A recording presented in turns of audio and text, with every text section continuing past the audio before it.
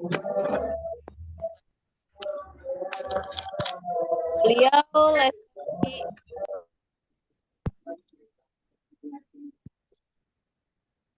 Beliau lisensi promotor Stivin sejak 2017.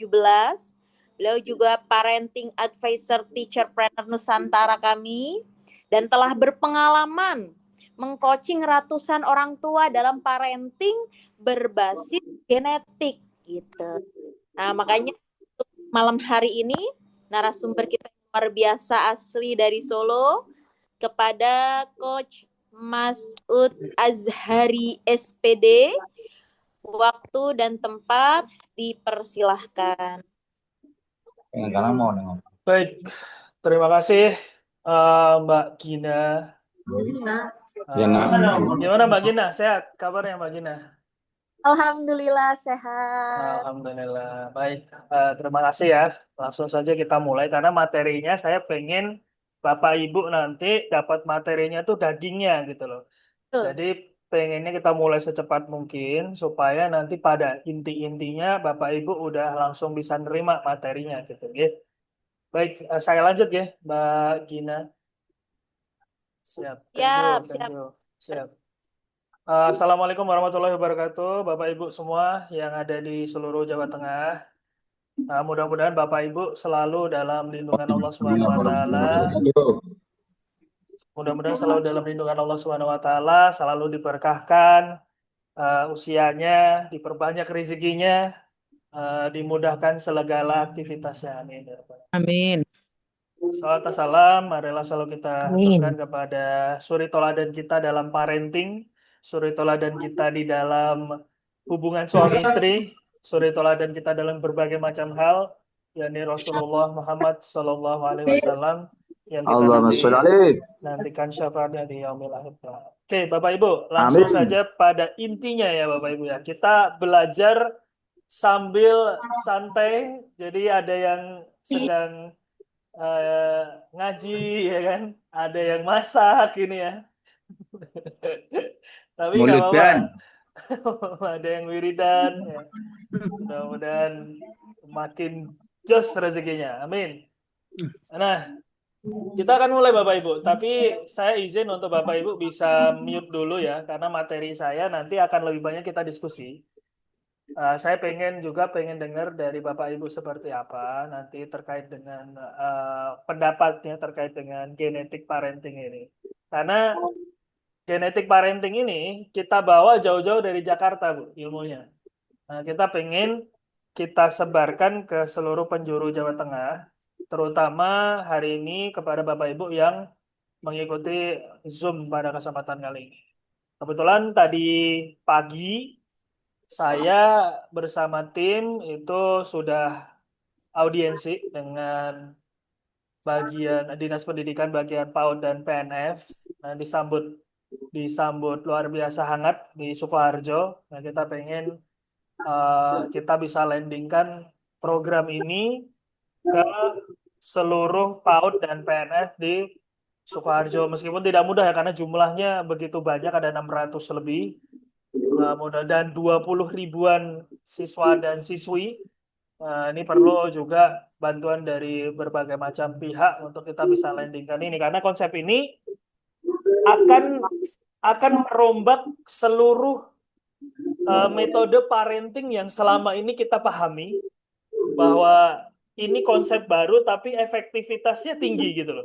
Jadi kenapa saya pede untuk bawa ini ke depan Bapak Ibu semuanya karena ini efektivitasnya sangat tinggi, efisiensi kita di dalam parenting juga tinggi. Cocok buat orang tua, terutama yang memang intensitas bertemu dengan anak ini sedikit. Nah, dengan genetic parenting master ini akan jauh lebih efektif ketika kita fokus kepada quality, bukan hanya quantity gitu. Baik, ini masih nyun sewu deh Bapak Ibu, masih ada yang belum di mute. Saya coba untuk mute dulu deh si Bapak Ibu. Biar lebih bisa fokus deh. Baik, sudah semua. Kita mulai. Bismillahirrahmanirrahim. Perkenalan dulu Bapak Ibu, saya Muhammad Masud Azhari, biasa dipanggil Coach Masud. Saya udah menekuni dunia SDM ini dari 2017 Bapak Ibu. Salah satunya adalah di bidang Steven. Jadi saya kenal Steven itu malah justru setelah saya lulus kuliah. Jadi dulu tuh kita pasti pernah ngalami masa-masa di mana kita nggak ngerti tentang diri sendiri. Nggak ngerti harus gimana, tujuannya mau kemana, terus bakat potensi kita di mana, kalau mau bisnis apa yang cocok, kalau mau kerja posisi apa yang paling cocok, kemudian bagaimana cara kita menanggulangi stres pribadi gitu ya, terus gimana kita memotivasi diri, itu semuanya benar-benar buta pada saat itu, nggak ngerti sama sekali. Kemudian saya dikenalkan Steven oleh Coach Shafi Effendi pada saat itu, saya melakukan tes.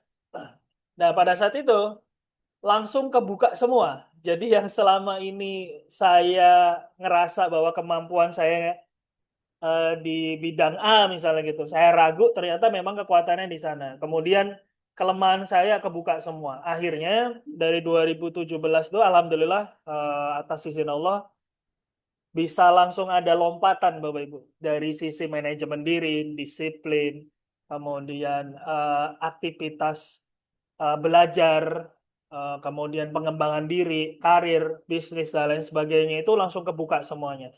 Awal muasalnya adalah dengan memahami diri kita siapa. Nah, andai kan ini bisa kita landingkan sejak dini, sejak usia 2 tahun, 3 tahun, 4 tahun gitu ya, 5 tahun, ini efektivitasnya lebih ngeri lagi Bapak Ibu.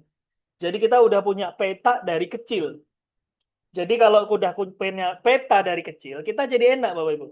Langsung masuknya kemana? Oh, bimbel yang cocok ini. Jurusannya kita nanti kuliah, kita mau fokuskan ke sini. Berarti sedari kecil harus dididik seperti ini. Jadi persiapan untuk dia berkarir itu jauh lebih panjang dan jauh lebih efektif.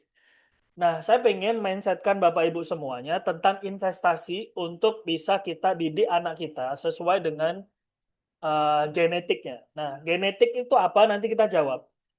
Terus bagaimana cara tesnya juga kita akan jawab. Seperti itu Bapak Ibu. Itu perkenalan singkat dari saya. Hari ini berkecimpung di dunia SDM full gitu ya. Dari pagi malam gitu ya. Dan pengen juga membersamai Bapak Ibu untuk kita belajar bareng-bareng. Dari situ saya kemudian membangun Soft Skill Excellence Academy. Ini juga punya niatan dari dalam diri saya. Saya pengen menjembatani adik-adik kita yang hari ini sekolah, tapi ketika lulus dia soft skill-nya kurang. Dia nggak ngerti cara ngelamar kerja. Dia nggak ngerti cara interview kerja. Dia nggak bisa public speaking. Dia nggak punya kemampuan produktivitas. Manajemen waktunya kacau. Nah, kemudian saya bentuklah Soft Skill Excellence Academy karena saya sudah survei di seluruh Jawa Tengah, belum ada lembaga yang memang fokus ke soft skill, Bapak Ibu. Saya udah audiensi ke cabang dinas gitu ya. Ini baru pertama Mas kata gitu.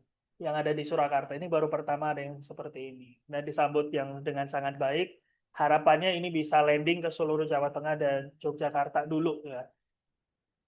Ini kegiatan kami, Bapak Ibu.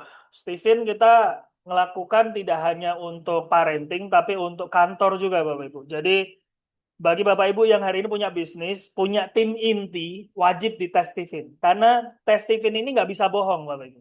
Jadi, dia nggak bisa memanipulasi kayak psikotes. Psikotes, Anda bisa memanipulasinya. Misalnya awalnya jawabannya apa, harusnya apa, Anda memanipulasi dengan pola tertentu, nanti hasilnya berbeda. Tapi kalau tes Steven ini tidak bisa dimanipulasi. Nah, nanti kenapa tidak bisa dimanipulasi, kita akan jawab di akhir. Jadi di kantor ini Bapak Ibu, yang saya foto bareng-bareng pegang sertifikat ini, mereka sertifikatnya adalah sertifikat hasil tesnya. Ya, sertifikat hasil tesnya. Nah, inilah yang kemudian akhirnya membuat tim itu makin solid, makin produktif, makin ngerti tentang dirinya, dan akhirnya lebih perform lagi. Nah, kalau Bapak Ibu memang fokus di bisnis, bisa nih ditesin. Apalagi di tim inti di sekolah misalnya. Tim intinya kita si leadernya harus ngerti, si kepala sekolahnya harus ngerti masing-masing orang nih kekuatannya ada di mana secara genetik. Jadi ketika memposisikan orang dia tepat gitu. Kemudian ini kegiatan kita bareng Coach Safi Effendi, bareng Mary Riana, motivator Mary Riana, kita bareng Coach Armala, Deddy Corbuzier, kita juga pernah Bu di Semarang. Itu dihadiri kurang lebih 4.000 orang. di Upgris, kalau Bapak Ibu ngerti Upgris, cari aja beritanya Deddy Corbuzier Wimnus atau Deddy Corbuzier Wirausaha Muda Nusantara. Nanti akan keluar Bapak Ibu di Semarang pada saat itu. Ini kegiatan kami coaching. Jadi kita coaching tuh kita cari tempat yang paling enak di resto atau di rumah makan gitu ya. Kita coaching yang di sini coaching suami istri Bapak Ibu. Jadi uniknya dengan tes Stephen ini suami istri itu jadi makin ngerti gitu. Selama ini pola pikir suamiku tuh gimana sih yang selama ini kita mungkin nebak-nebak ya. Wih bojoku ngene, oh kowe iki ngene iki, kowe ngene ya. Jadi judgement dengan tes Stephen ini langsung jadi ngerti. Langsung jadi ngerti, oh ternyata selama ini pikiranmu kayak gitu tuh karena kamu tipenya ini. Nah, di bawah sini contoh kasusnya adalah si suami tipenya A, si istri tipenya D gitu ya. Jadi jauh banget gitu ya. Nah, punya satu ide konsep buat bikin rumah makan soto seperti itu. Jadi masih adu argumen dengan tes Stephen ini selesai. Ternyata dari pulang seminggu kemudian Mas laporan. Terima kasih Mas dengan komunikasi yang sudah terjalin akhirnya kita setuju untuk buka resto warung makan soto di daerah X gitu ya. Nah, ini alhamdulillah. Kemudian ini ada dari kepala sekolah dan ketua yayasan juga ya di sekolah-sekolah di Sukoharjo untuk kita coaching anak-anaknya tes gitu ya selama ini mengamini apa yang saya bicarakan gitu ya tentang parenting. Kita cuma seminar habis itu pulang lagi nggak bisa diterapkan gitu. Dengan Stephen ini dia ilmunya langsung bisa diaplikasikan setelah pulang dari tes, langsung bisa diterapkan dan efektivitasnya tinggi. Cari cara ngomong kita ke anak, cara kemudian kita memotivasi anak, cara PDKT ke anak, ngarahin anak sampai jurusan kuliah. Jadi kita coaching benar-benar sampai benar-benar bisa terlandingkan ke orang tua seperti itu. Baik. Seperti pertanyaan saya yang sebelumnya, Bapak Ibu tidak usah jawab secara lisan ya. Kita coba perenungan dulu. Kita harus jujur sama diri sendiri bahwa kita sendiri meskipun guru, kita itu kesulitan ya untuk yang namanya memahami. Ini saya pin dulu ya. Nah, ya kelihatan nih wajah saya.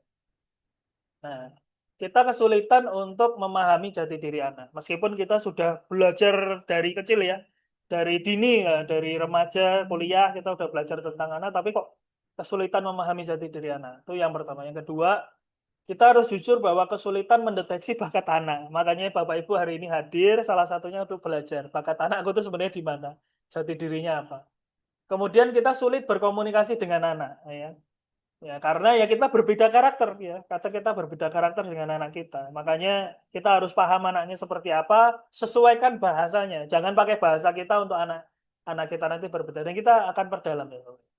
Kemudian sulit mengajak anak untuk belajar. Ini yang jadi permasalahan benar-benar ya.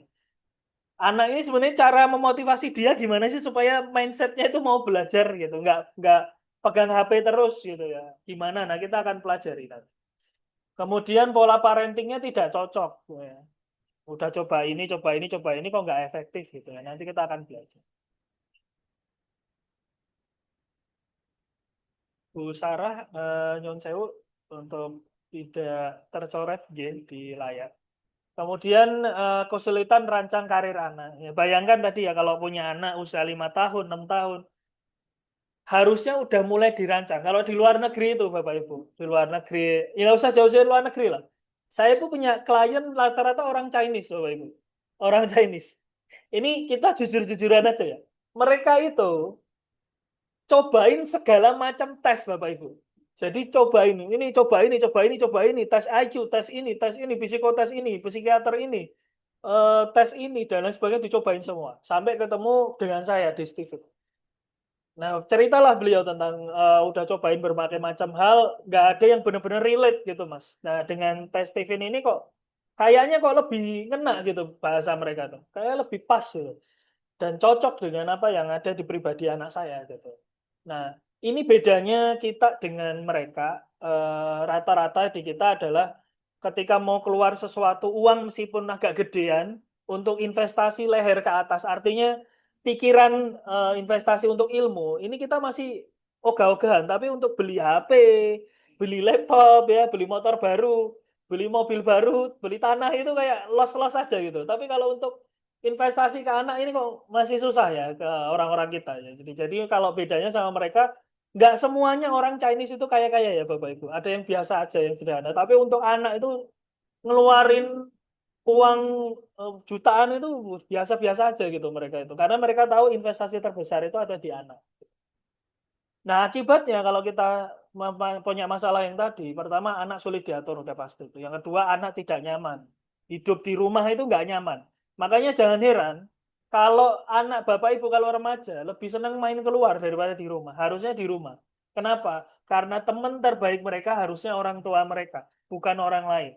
Toladan terbaik mereka harusnya bapaknya atau ibunya, ya, bukan orang lain. Berarti kalau nyari sesuatu di luar, berarti ada yang salah ada di dalam rumah, ada yang kurang tepat gitu Bapak Ibu. Nah, kita akan perbaiki itu.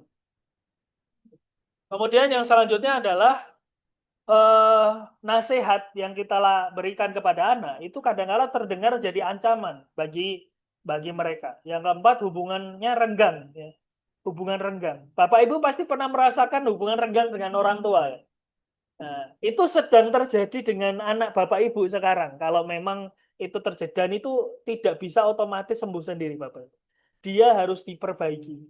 Ya sama kayak motor rusak itu. Motor rusak itu tidak akan sembuh sendiri. Dia harus ke bengkel, diperbaiki sama yang ahlinya gitu. Nah, ini yang Bapak Ibu harus pahami tentang genetik. Nomor 5 adalah masa depan anak jadi terancam. Yang seharusnya kita bisa keluarkan dengan dana ataupun ilmu kita untuk anak, kita rancang dengan baik. Karena kita nggak tahu anak kita tipe apa, akan jadi masalah ini untuk masa depan karirnya. So, semua akan selesai. Kuncinya ada di mana Bapak Ibu? Memahami fitrah genetik.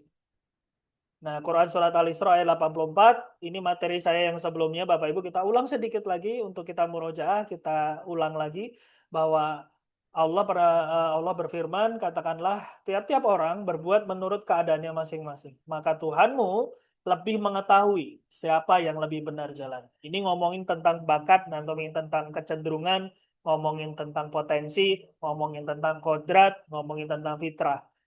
Ya. Jadi mereka berbuat menurut keadaannya masing-masing. Artinya apa? Mengerti fitrah anak sama dengan memahami kehendak Allah. Kita sama-sama setuju bahwa Allah sudah menakdirkan kita, sudah tertulis di Lauh Mahfudz, bahwa dari awal kita lahir, bahkan sebelum lahir ya, ketika ditanya kamu mau nggak menyembah kepada Allah dan lain sebagainya, sampai nanti kita di yaumul akhir gitu ya, di apa namanya, di akhirat itu udah tertulis semuanya. Jadi tugas kita simpel aja Bapak Ibu. Kalau semua sudah tertulis, maka kita harus memahami apa yang tertulis di anak kita, apa yang tertulis di uh, anak kita seperti apa. Jadi tugas kita adalah bagaimana supaya kita itu memahami apa sih yang Allah tuliskan kepada anak kita. Jadi Stephen itu tidak pernah meramal Bapak Ibu. Oh anak ini nanti jadi ini, nanti jadi cocok jadi pengusaha, cocok jadi ini, kamu uh, pasti jadi guru yang terbaik, jadi pengusaha sukses. Enggak, kita enggak ngomongin tentang itu. Tapi kita ngomongin apa yang sudah Allah tulis dan titipkan kepada diri anak kita. Sesimpel itu aja. Kalau kita ngerti apa yang Allah sudah tuliskan kepada anak kita, di dalam diri anak kita bisa membacanya, kita jadi tahu, oh kehendak Allah itu kurang lebih ini, karena Allah kasih bakat ini, karena Allah kasih potensi ini, karena Allah kasih sifat ini. Jadi ketika kita pahami itu, kita bisa mendidik mereka sesuai fitrahnya, kita bisa arahkan ke jalan yang memang insya Allah dikehendaki Allah SWT. Karena kita tidak pernah tahu ya takdir Allah seperti apa. Tapi kita bisa mengira-ngira, memprediksi. Kalau dikasih modal ini ya kira-kira begini gitu ya. Jadi jalan anak itu kayak karpet merah nanti. Lurus gitu, lempeng, enak insya Allah gitu ya. Tapi kalau kita nggak paham, ya kita nyoba-nyoba akhirnya. Coba sana, coba sini. Nah, nyoba-nyoba itu keluar waktu, keluar biaya, pusing, ya kan, capek sendiri. Ya. Nah, makanya dengan adanya parenting genetik ini akan memudahkan insya Allah. Nah, kita tadi ngomongin peta ya, kita jadi ngerti petanya. Oh, anak ini cara ngomongnya harus diginiin. Oh, anak ini cara motivasinya kayak begini. Oh, anak ini cara belajarnya efektifnya begini. Oh, jurusan yang cocok itu untuk anak ini begini. Oh, cara dia produktif tuh begini. Oh, cara dia untuk interaksi dengan orang lain tuh begini. Jadi petanya udah kita pegang, Bapak Ibu. Ketika petanya udah kita pegang, anak itu tinggal kowe lakoni iki le. Nah, kowe ngene, kowe ngene, kowe ngene. Enak, kayak Simbah menasihati kita itu. Kayak Simbah-simbah kita menasihati ini lho le, ngene lho le. Nah, ada ilmunya gitu ya. Jadi kita bisa memetakan si anak.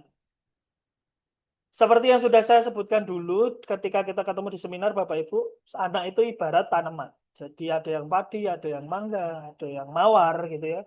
Tugas kita adalah mendidik mereka sesuai kodratnya. Kalau padi ya sesuai dengan cara padi hidup terbaik, mangga juga begitu, mawar juga begitu. Jangan dibalik.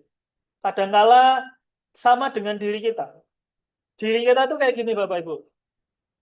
Diri kita itu misalnya tipe kita padi, tipe anak kita mangga. Kita pengen didik anak kita seperti padi. Itu yang sering terjadi, yang saya temui.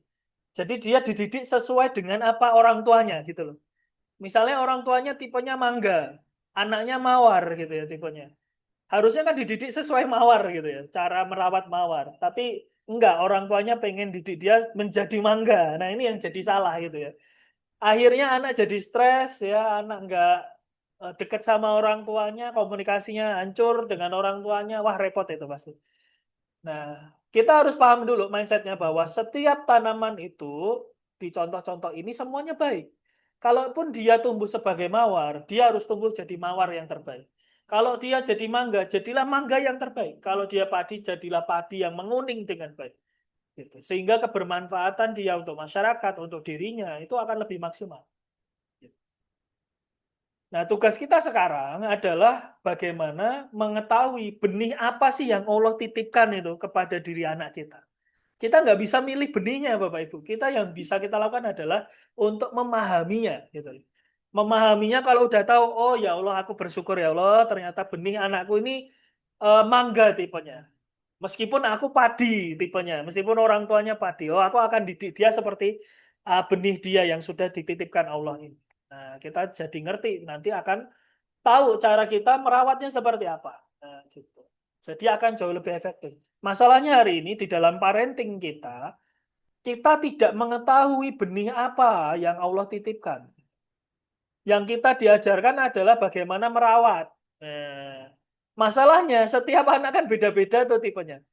Jadi kalau parentingnya sama ya repot gitu ya. Kita diajarkan satu parenting ya anak itu diginiin dulu ya harus gini gini gini ternyata tipenya yang dibicarakan itu tipe padi. Nah, kan nggak relate dengan tipe mangga gitu. Nah, di Steven Genetik ini nanti kita akan pelajari, oh ada tipe ini, tipe ini, tipe ini. Meskipun Bapak Ibu tidak tes, meskipun Bapak Ibu nanti tidak tes, Bapak Ibu minimal udah ngerti tipe-tipenya seperti apa. Nah, tes ini untuk validasi. Ya, tesnya untuk validasi. Karena kalau ditebak-tebak, orang itu kan kompleks banget ya karakternya. Jadi mana yang paling dominan itu nggak ketebak kadang-kala. Nah, makanya butuh tes ini. Tapi kalau Bapak Ibu hanya pengen ngerti, oh anakku kira-kira tipe ini, ya nggak perlu tes, nggak apa. Jadi saya tuh orangnya yang mau-mau aja. Yang mau tes ya silakan, nggak juga nggak ada masalah. Gitu ya. Nah, rumusnya seperti ini Bapak Ibu. Jadi rumusnya secara teori itu begini. Anak kita itu 100% dirinya dipengaruhi oleh dua hal. Genetik sama lingkungan. Gitu ya. Selama ini anak eh, dididik oleh lingkungannya betul. Ya, ada keluarga, ada pertemanan, informasi, bacaan, HP, dan sebagainya itu. Kalau dikumpulin, ini porsinya 80% pengaruh kepada kepribadian anak kita, karakter anak kita. Cuman kita jangan kesampingkan yang 20% ini. Ini 80%, tapi sifatnya tidak tetap atau berubah-ubah yang 80% ini. Tapi yang 20% ini, meskipun cuma 20%, tapi ini adalah intinya. Dan ini tidak akan berubah, karena komponennya adalah sifat bawaan, karakter bawaan, bakat, potensi, kelebihan, kelemahan. Ini tidak akan berubah. Kayak komputer itu. Komputer itu prosesornya ini. Nah, ini prosesor. Tugas kita adalah bukan langsung ke lingkungan dulu, enggak. Kurang efektif nanti. Jadi tugas kita adalah pahami dulu genetiknya. Asah melalui lingkungan yang tepat. Itu cara.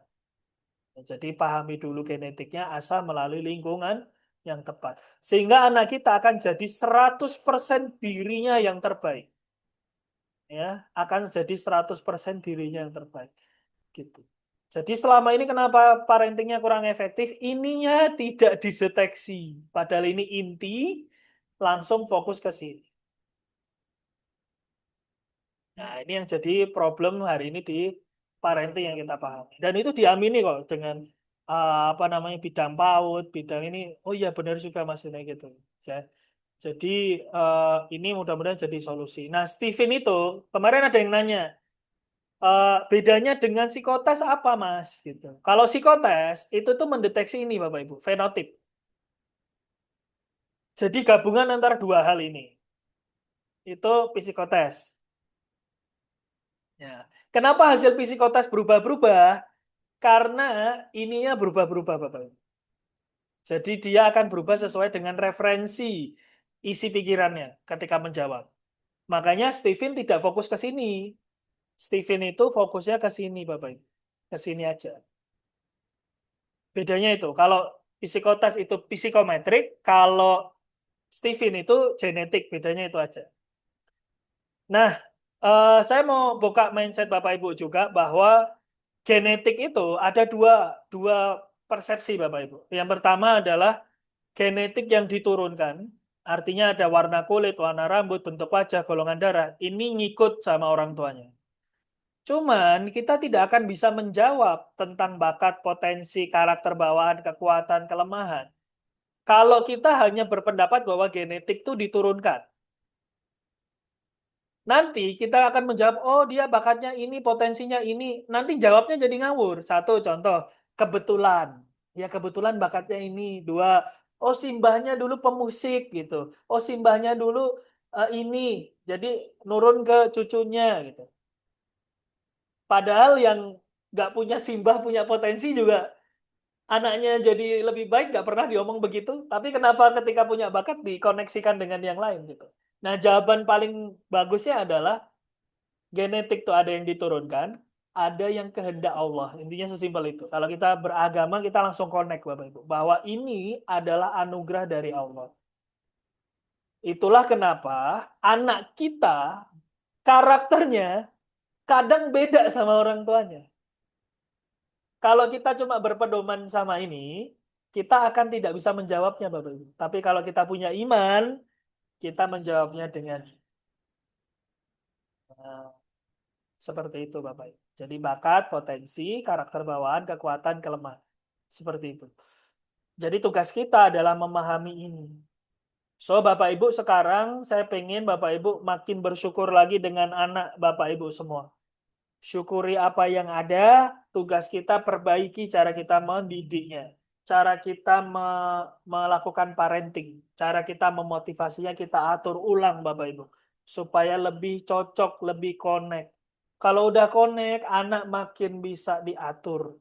Anak makin bisa dekat sama kita. Karena siapa lagi sih Bapak Ibu yang nanti jagain kita ketika kita tua? Ya anak kita. Kalau kita udah deket sama anak kita menghormati kita, mengikuti arahan kita yang tentu kita arahkan ke yang baik-baik gitu ya. Insya Allah ya, anak akan berbakti, makin senang dan ketika nantinya 5 tahun lagi atau 10 tahun lagi ya, ketika anak itu udah mulai remaja, anak itu akan berterima kasih kepada Bapak Ibu. Karena makasih ya Ma, makasih ya Pak. Bapak udah memahami aku dengan baik. Mama udah menghargaiku dengan baik. Itu tidak ternilai harganya. Nggak ternilai. Kita pengen seperti itu. So, pertama, temukan dulu genetiknya, gembleng dengan lingkungan yang tepat. Nah, simple rumusnya. So, bagaimana kita tahu genetik adalah dengan kemampuan otak. Kalau kita tahu kemampuan otak anak, cenderungnya kemana, potensinya kemana, kita seperti memiliki buku panduan untuk memahami mereka. So, inilah fungsi dari Steven. Steven ini adalah teknologi pemetaan kecerdasan otak yang dikembangkan dari gabungan ilmu neuroscience, psikologi, dan genetika. Nah, kuncinya adalah pahami fitrahnya. Kalau kita bisa memahami fitrahnya, kita akan membuat anak percaya diri. Udah pasti itu. Ya, pasti percaya diri. Jadi kalau ada tipenya A, cara bikin dia percaya diri caranya begini, tipe B begini, tipe C beda-beda. Jadi anak akan merasa dimengerti sepenuhnya. Anak akan ngerasa kekuatannya ada di sana. Dia bangga jadi dirinya sendiri. Makanya nggak ada lagi anak minder di usia remaja. Wah, anakku minder kenapa ya? Karena dari awal pendidikannya tidak di set up untuk dia bersyukur dengan dirinya. Gitu. Sesimpel itu. Yang kedua adalah menghilangkan 80% drama di rumah. Ini capek banget. Jadi aku yakin Bapak Ibu ngerasa akan capek banget dengan drama-drama ini. Ya.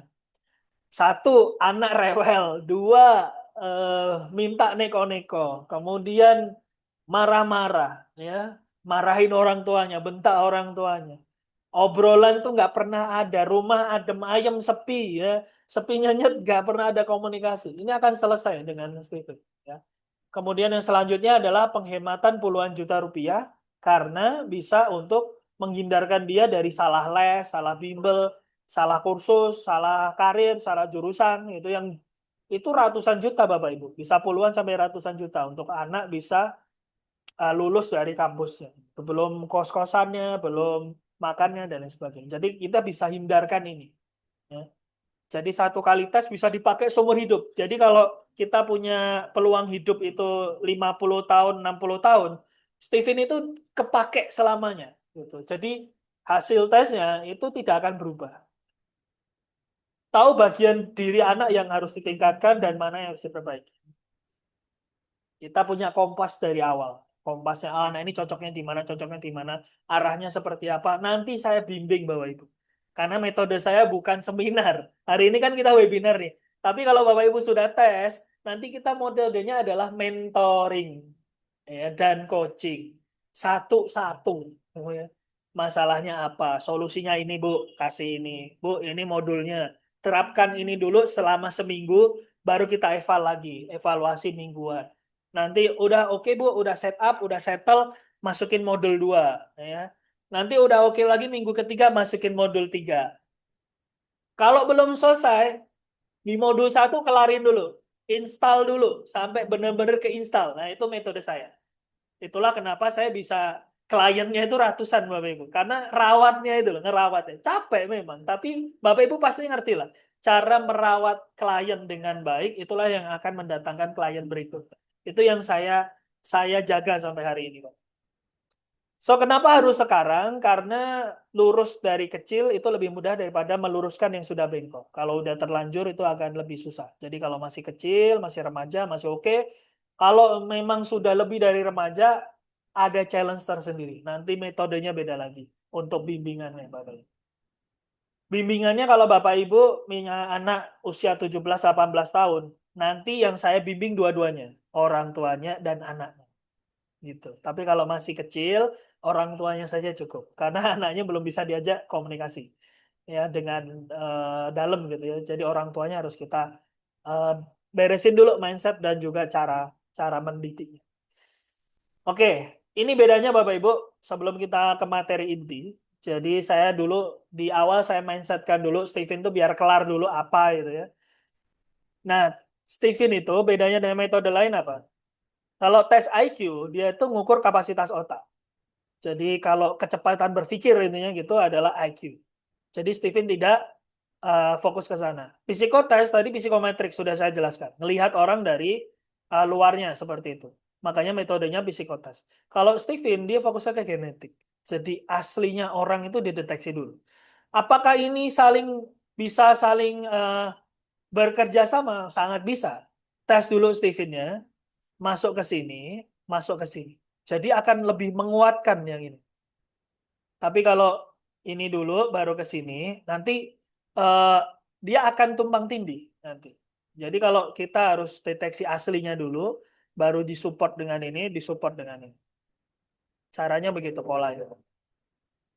Nah, Stephen ini Bapak Ibu ditemukan oleh Dr. Farid Poniman PhD. Beliau almarhum, udah 1 tahun yang lalu beliau meninggal dunia. Beliau ngambil S3 ilmu psikologi dari UKM Malaysia. Jadi Stephen ini sebenarnya udah lama sekali. Konsep awalnya itu tahun 99, Bapak. Kemudian disempurnakan 10 tahun kemudian dengan menguji cobakan ke 60.000 sekian orang akurasinya di atas 95%. Jadi mulai menggunakan sidik jari itu tesnya nanti menggunakan sidik jari salah satunya adalah dengan di tahun 2009. Nah, Steven sekarang lagi mengembangkan metode tes baru. Itu menggunakan kornea mata. Jadi kornea mata, iris. Jadi kornea mata kita itu ternyata bisa mendeteksi tipe-tipe kita. Nah, jadi kalau hari ini kok bisa kok ini ya? Mungkin kitanya yang belum ngerti ilmunya ke situ ya Bapak Ibu. Hari ini tes Steven ini sudah diikuti 698.000 orang. Jadi kalau tes ini tidak terbukti, dia tidak akan sebanyak ini Bapak. Sesimpel itu. Cara pikir kita sesimpel itu. Next adalah ini. Risetnya itu dilakukan di Malaysia dan Indonesia. Pengujinya itu profesor-profesor dari Malaysia. Ada Prof. Muhammad Zinuddin, Prof. Muhammad Suhaimi bin Muhammad, Prof. Wan Syahrazad. Nah, ngambil samplingnya untuk bisa dijual tesnya ke publik, ngambil samplingnya segini banyak Bapak. 60 ribuan orang sebelum di launching ke publik. Lebih dari 95% mengatakan cocok. Kemudian perlu tes lagi kedua kalinya enggak? Jawabannya tidak. Ya, jadi dia cukup satu kali tes untuk seumur hidup. Seperti itu. Yuk kita masuk materi inti. Jadi Steven itu simpelnya gini Bapak Ibu. Apa sih yang kita pelajari dari otak kita? Jadi yang pertama adalah otak itu ada dua bagian. Pertama belahan otak, dua lapisan otak. Belahan otak itu akan menjawab kita karakternya apa. Kemudian lapisan otak, kita akan menjawab drive kita apa, sumber motivasi kita dari dalam diri sendiri atau harus dari luar. Kita sebutnya di dalam Steven internal motivation dan external motivation. Ngambilnya dari mana? Kalau kita sering sebut dengan introvert dan extrovert. Dari lapisan otak ini, Bapak Ibu. Jadi lapisan otak ada yang cenderung tebal di dalam, tebal di luar. Kalau tebelnya di dalam, itu disebut dengan introvert. Kalau tebelnya di luar, disebut dengan extrovert. Jadi cara kita untuk pola pikir, apakah kita introvert atau extrovert, itu dari otak kita. Ternyata dari lapisan otaknya. Jadi kalau ada informasi masuk, makanya orang introvert dia akan lebih kaku menerima informasi. Berbeda dengan ekstrovert yang tebelnya di luar. Jadi dia bisa memfilter terus masuk ke proses otak. Kalau introvert, dia udah masuk, ditahan dulu sama si lapisan di dalam. Makanya orang introvert jauh lebih prinsipal, jauh lebih keras pendirian daripada ekstrovert. Ekstrovert bisa welcome ke banyak pendapat. Introvert tidak. Introvert itu lebih keras. Nah, cara bacanya seperti ini, Bapak. Yuk, kita cocokkan kepada anak Bapak Ibu semua. Nanti saya akan absen. Anak Bapak Ibu itu introvert apa ekstrovert? Kita akan mulai, Bapak Ibu ya. Tipenya apa? Pertama, anak introvert itu sumber motivasi atau stimulannya itu berasal dari dalam keluar. Makanya orang introvert itu jauh lebih berpendirian, lebih punya prinsip. Jadi kalau belum terbuka pikirannya, dia tidak akan melakukan sesuatu. Itu stimulannya dari dalam keluar. Jadi stimulannya harus dari dalam dirinya sendiri.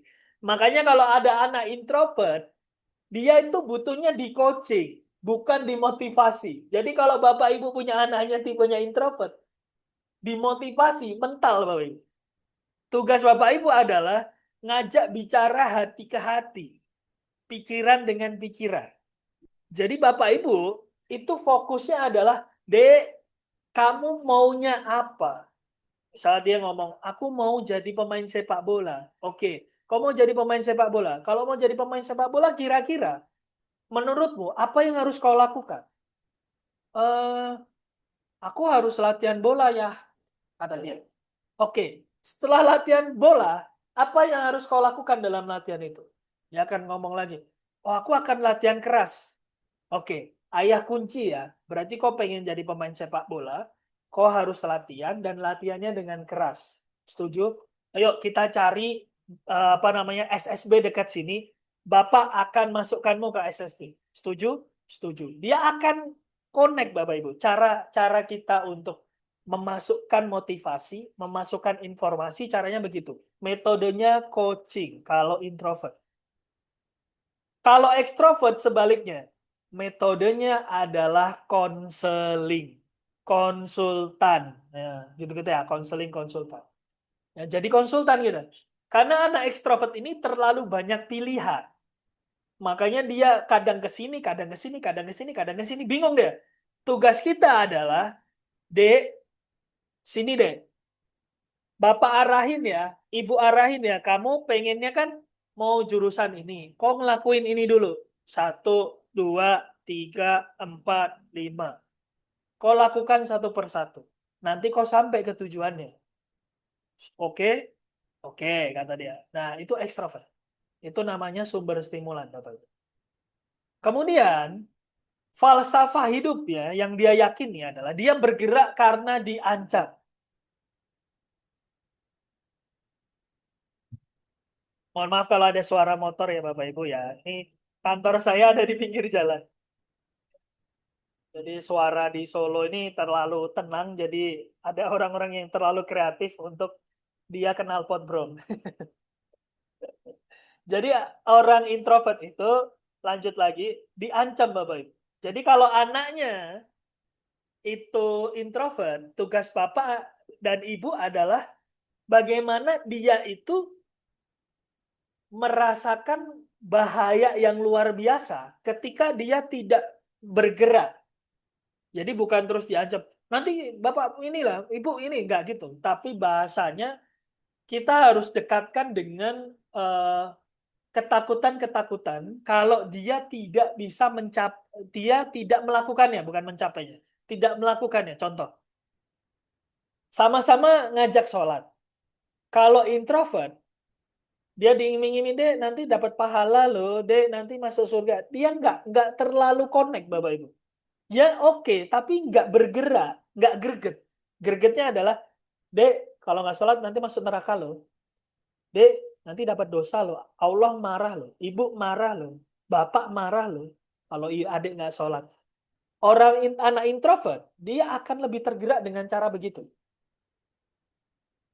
Sedangkan ekstrovert, dia bergerak kalau diiming-imingi. Bedanya itu. Nah, masalahnya adalah, ini suka ketuker. Anaknya introvert, dididik ekstrovert. Anaknya ekstrovert, dididik introvert. Kenapa seperti itu? Karena bapak maknya ekstrovert. Karena bapak maknya introvert. Jadi salah kaprah ini. Gitu loh. Jadi bapaknya atau maknya introvert, dianugerahi anak ekstrovert, dididik seperti introvert. Ini yang jadi repot. Ini baru ini doang ya Bapak Ibu. Baru lapisan otak ini udah kita sedikit banyak akan melek dengan parenting. Ya. Nah, cara memotivasinya adalah kalau anak introvert itu ditantang, challenge. Habis ini apa, habis ini apa. Dek, setelah juara lomba ini, kok mau lomba apa? Oh, aku mau lomba nasional ya. Oke, ayo kita capai yuk lomba nasional itu. Kita harus jadi juaranya. Nah, itu ditantang, challenge. Kalau ekstrovert difasilitasi. Nah, kamu kan jadi juara. Kau harus latihan ini, nah. Jadi anak ekstrovert itu memang rada repot, lebih repot daripada introvert. Makanya anak introvert itu cenderung lebih mandiri, Bapak Ibu.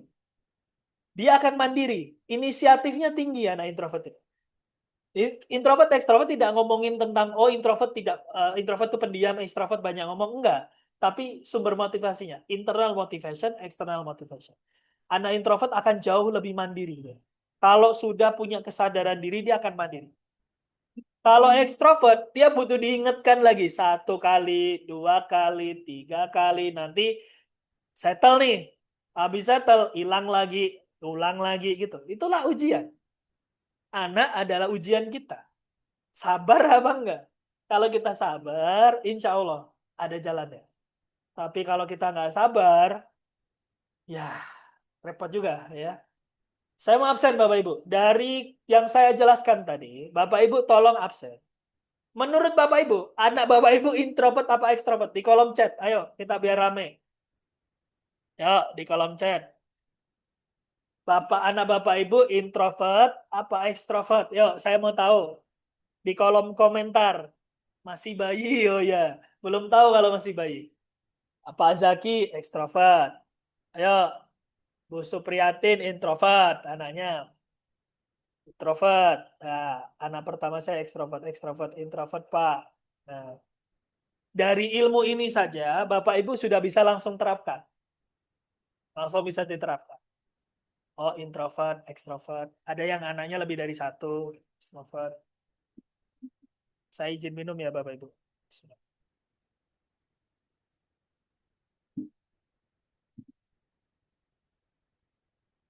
Yang satu ekstrovert, yang satu introvert. Nah, sebenarnya Bapak Ibu sedang membuktikan bahwa kuasa Allah itu ada di dalam diri anak kita, dari otaknya. Karena anak itu berbeda. Nah, ini Bapak Ibu sudah membuktikan dari lapisan otak. Ini yang sudah pernah tes Steven juga. Kemudian, anak saya sudah pernah tes Steven, hasilnya sensing extrovert. Ibu yang sudah tes Steven, boleh nanti ikut program parenting kita, Bang. Ibu, kemudian chat saya aja. Nah, kalau sudah tes. Extrovert, introvert. Nah, baik, kita lanjut ya. Kita lanjut. Nah, Steven ini mendeteksi bagian otak paling dominan yang menjadi kekuatan utama dari seseorang secara genetik. Jadi bedanya tes Steven di tempat lain sama di tempat saya adalah saya ada bimbingannya dan nggak bayar lagi. Saya ada bimbingannya sebulan, nggak bayar lagi, nggak dipungut biaya lagi. Karena saya pengennya impact-nya langsung landing ke bawah. Itu visi saya. Jadi nggak ada tambahan biaya, dibimbing sampai 30 hari, sampai benar-benar teraplikasikan di rumah. Gitu. Kalau belum, diulang lagi sampai materi satu, sampai terlandingkan dulu, baru dia boleh lanjut materi 2. Gitu. Tidak ada tambahannya. Itu bedanya, Bu, di tempat kita sama tes TV di tempat lain. Nah, ini terakhir ya materinya. Karena ini akan bongkar semua cara kita komunikasi. So, Bapak Ibu sekarang coba fokus dulu ke sini. Karena ini nanti setelah ini kita akan diskusi. Tanya jawab gitu ya. Tanya jawab ini biasanya seru-seru ini. Pertanyaannya lucu-lucu. Ada yang nanya anaknya begini, anaknya begitu. Gitu. Nah, di dalam konsep Steven, otak kita itu terbagi tidak hanya jadi dua, Bapak Ibu. Kan kita kan kadang ngerasa kita yang kita pahami adalah otak kanan, otak kiri ini. Nah, ternyata di dalam otak kita itu belahan otaknya ada 5, Bapak. Ada kanan tuh ada 2, kiri ada 2, otak tengahnya 1. Nah, setiap belahan otak ini ada fungsinya, Bapak Ibu. Limbik kiri warna merah ini fungsinya adalah untuk indrawi, motorik, memori. Makanya kalau di sinetron suka kepukul di sebagian sini kan Bapak Ibu, terus bangun-bangun di rumah sakit hilang ingatan. Biasanya kalau di sinetron ya.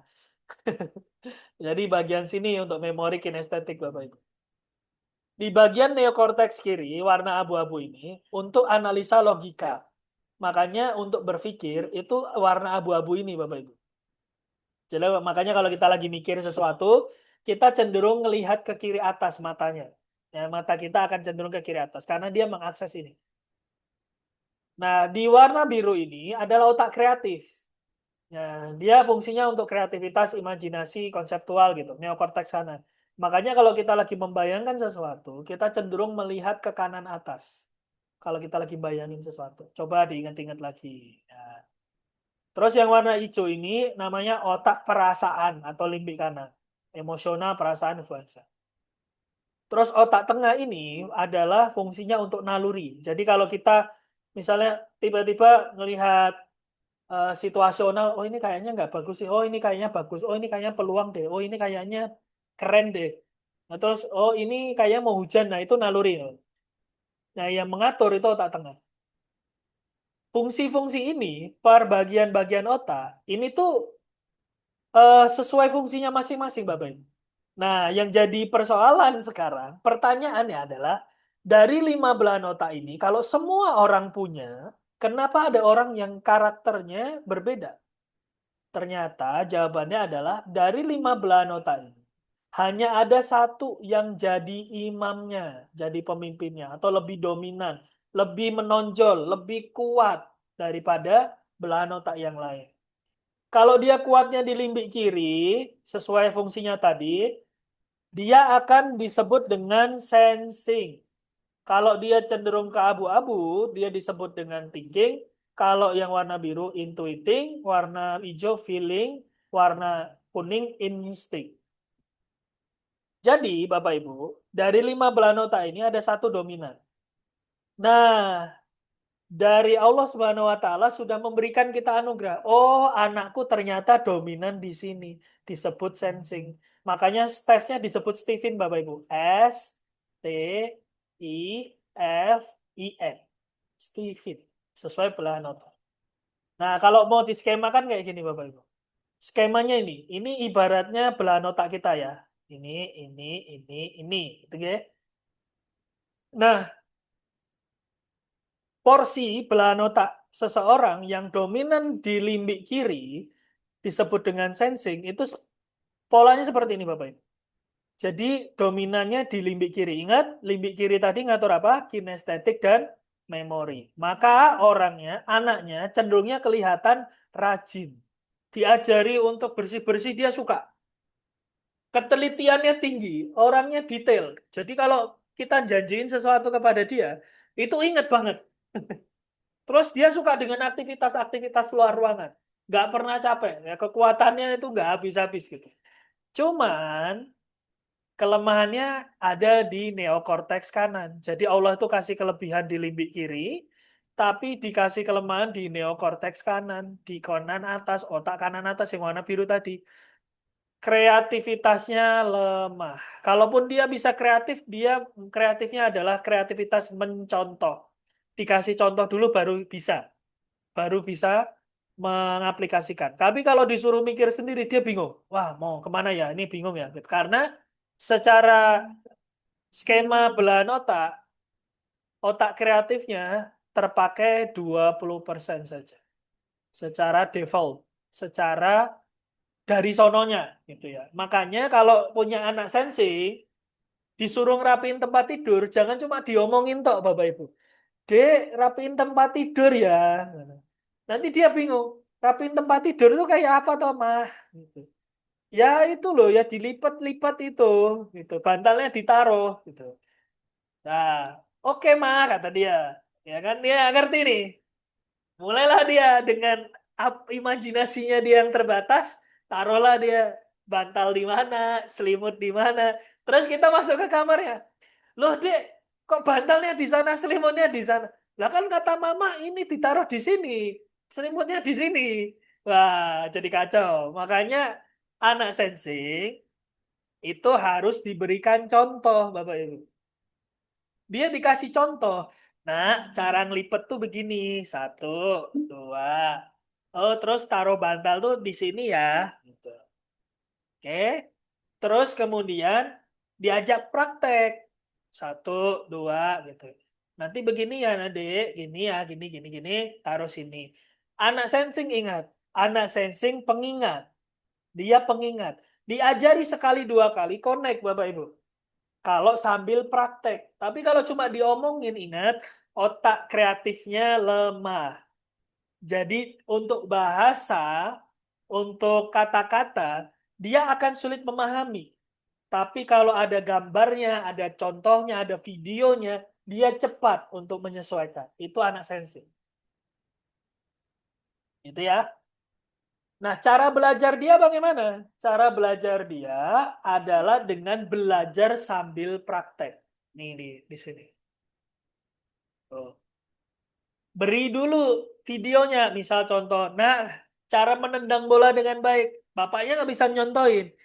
Kasih video. Dek, ini lihat nih. Ini Cristiano Ronaldo. Ini nendangnya begini, sikapnya begini. Anak sensing, melihat itu, dia langsung masuk. Karena dominannya limbik kiri. Masuk dia, informasi keingat. Terus dia mencoba praktek. Nah, dari praktek itulah dia akan jadi, Bapak Ibu. Terus kemudian anak sensing lebih cocoknya pakai to-do list kalau kegiatan sehari-hari. Setelah bangun tidur ngelakuin ini. Nah, tempel itu. di tembok checklistnya yang ada papan tulis putih.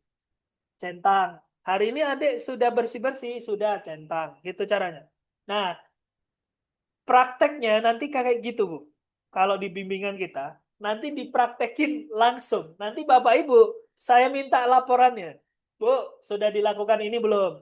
Oh, belum, Mas, masih sibuk. Ya udah, Ibu di modul 1 dulu, jangan naik ke 2. Ya. Ibu di 1 dulu kelarin. Kalau udah selesai, baru kita lanjut ke modul 2. Loh, tapi Mas, saya mau belajar lagi. Nah, selesaikan dulu. Karena saya pengennya Ibu mengaplikasikan, gak cuma paham doang. Gitu. Nah, gitu Bapak Ibu. Nah, tipe-tipe sensing ini Bapak Ibu, dia cocok untuk bangun rutinitas yang teratur. Karena otak kiri bawah itu cocoknya ada rutinitas, checklist, kasih hadiah. Hadiahnya orang sensing, anak sensing cocoknya hadiahnya berbentuk benda. Benda, jangan cuma kata-kata pujian. Nggak greget. Karena anak sensing dia akan teliti, memperhatikan semuanya. Jadi dia akan lebih connect kalau hadiahnya wujud. Akan lebih tertarik kalau hadiah wujud. Bukan cuma motivasi kata-kata terima kasih doang. Itu harus. Tapi ada hadiah terwujud yang dia bisa pegang. Yang dia realistis tercipta. Nah, gitu. Jadi anak sensing itu ada bahasa cinta, cara motivasinya. Nah, kita akan lebih dalamkan lagi nanti kalau Bapak Ibu sudah melakukan tes. Karena lebih lebih dalam lagi. Karena saya bisa sekali menjelaskan itu bisa 2 jam Bapak Ibu. Sampai benar-benar ngelotok ilmunya. Ngerti, orang tuanya mindsetnya udah ngerti, baru saya install prakteknya. Tuh, tapi kalau orang tuanya belum ngerti, ya diulang lagi sampai benar-benar. Tapi insya Allah langsung ngerti. Oke. Anak sensing selain kegiatan, dia butuh dilibatkan secara kegiatan praktis. Contoh misalnya, Dek, kamu bersih-bersih, bantuin ibu bersih-bersih ini ya. Caranya begini, caranya begini. Cara ngasih makan begini, cara ngasih makan kucing begini, cara bersihin tanaman begini. Dia senang. Oh iya ibu, ya senang. Anak sensing suka bergerak. Kalau anak sensing tidak dikasih ruang untuk bergerak, berolahraga, dia akan merusak barang. Gitu. Makanya disebut dengan hiperaktif. Sebenarnya bukan karena hiperaktif, Bapak Ibu. Karena pola pikirnya dia memaksa dia untuk bergerak terus. Si limbik kiri ini, otak limbik kirinya. Jadi anak sensing, kalau orang tuanya udah ngerti, aktivitas olahraganya diperbanyak. Pagi olahraga, sore olahraga, gitu. Ada ruang bermain untuk dia melampiaskan pergerakan tubuhnya. Kalau enggak, dia akan banting sana, banting sini, lari sana, lari sini, ngabrakin apa-apa. Karena dia tidak terlampiaskan kinestetik. Makanya orang-orang seperti ini yang aktivitasnya tinggi, teliti, rapi, memperhatikan. Anak sensing itu pasti memperhatikan penampilan. Coba Bapak Ibu, pernah ngajarin anak memperhatikan penampilan? Sedari dini, usia 2 tahun, 3 tahun, 4 tahun? Jarang kan? Tapi kalau anaknya sensing, dia udah otomatis memperhatikan penampilan. Minimal rambutnya disisir sendiri, ya kan? Baju dia milih, nggak mau yang itu, maunya yang ini. Oh itu nggak cocok sama aku. Anak sensing. Nah, jurusan kuliah yang cocok apa? Kalau udah ngerti potensinya di sana, ketelitian, aktivitasnya apa, suka luar ruangan, kemudian ketelitian, kepintarannya di sana, suka dengan aktivitas yang rutin. Makanya cocoknya jurusan-jurusan seperti ini, Bapak. Ketelitiannya masuk akuntansi. Ketelitiannya lagi, keuletannya, aktivitas yang itu-itu aja, cocok ke kerjaan-kerjaan yang itu-itu aja. Nggak membutuhkan kreativitas yang tinggi. Kalaupun dia masuk desain komunikasi visual, apakah bisa? Bisa aja. Tapi dia akan lebih banyak mencontoh, amati, tiru, modifikasi. Itu cara dia. Farmasi, arsitektur, ilmu gizi, dan sebagainya. Kalau kita udah tahu seperti ini, Bapak Ibu, kita udah ngerti harus milih yang mana, arahnya kemana. Ini baru sensing ya, Bapak Ibu ya. Terus thinking. Nah, thinking itu neokorteks kirinya tinggi, Bapak Ibu. Kepintarannya luar biasa. Kepintarannya luar biasa. Makanya anaknya cenderung logis, rasional, kurang peka, dingin, suka sendiri, ya, tanya data, kritis, tegas menuntut hak, maskulin. Nah, itu anak tinggi. Jadi suka bertanya kenapa? Kenapa sih aku nggak boleh begini? Kenapa sih harus begitu? Terus ini fungsinya untuk apa ya? Ini fungsinya untuk apa, Bu? Gitu. Dia nanya semua yang ditanyain, ya. Dan pertanyaannya kritis-kritis. Coba, siapa yang ngajarin dia pertanyaan kritis? Kalau bukan dari bakatnya, bukan dari bakat alamiahnya. Nggak ada yang ngajarin dia. Jadi memang ada itu bakat alamiah itu. Dia nggak pernah diajarin. Tapi karena Allah anugerahkan otaknya dominan di neokortex kiri, ya begitulah dia. Kelemahannya di mana? Kelemahannya di limbik kiri. Ingat, limbik kiri tadi ngomongin apa? Ngomongin perasaan. Jadi kalau punya anak thinking, mau sampai dewasa dia akan pendiam, dia mikir, dia akan mikir, ya mikirin. Sekiranya dia tidak perlu ketawa pun dia tidak akan ketawa, Bapak Ibu. Ketawa pun dia mikir, perlu nggak aku ketawa? Oh tidak perlu, saya tidak akan ketawa. Gitu. Makanya jangan paksa dia untuk berperasaan karena memang dia diciptakan untuk berpikir. Untuk berpikir dia. Jadi kalau Bapak Ibu punya anak thinking, berharap dia peka dengan perasaan jenengan, jenengan yang salah. Ya, jenengan yang salah karena memang anak ini anak thinking. Tugas Bapak Ibu adalah ngomongin tentang target, ngomongin tentang prestasi. Dek, kamu mau juara apa sih? Dek, kamu mau juara kompetisi apa? Dek, kamu mau beli buku nggak? Mama beliin buku ya. Kamu suka buku apa? Kamu mau belajar apa? Itulah cara kita memperhatikan kepada si anak thinking ini. Jadi dia tidak perlu ditanya, gimana perasaanmu, nak? Ditanya terus dia jawab, emang aku kelihatannya gimana, mah? Emang aku sedih ya? Enggak, aku nggak sedih, kata dia. Itu yang terjadi. Karena limbik kanannya lemah, Bu. 20% dia.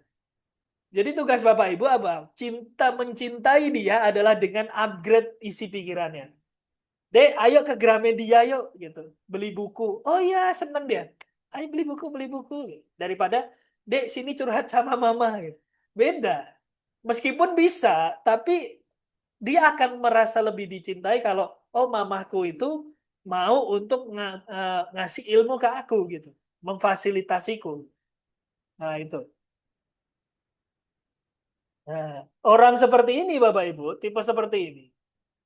Dia itu gunakan bahasa yang tegas dan masuk akal. Jangan terlalu berbelit-belit. Ngomong sama anak thinking tuh tinggal bilang, "Dek, makan. Dek, makan. Kau udah waktunya makan. Cukup. Nggak usah drama. Dek makan, mama nanti nangis kalau ada yang nggak makan, itu nggak masuk di akal di pikiran dia. Dia cuma, Dek makan. Tadi belum makan dan ini jadwal adik makan. Ini jadwal adik makan. Logis. Kalau bahasanya tidak logis, otaknya tidak nangkep ini, Pak.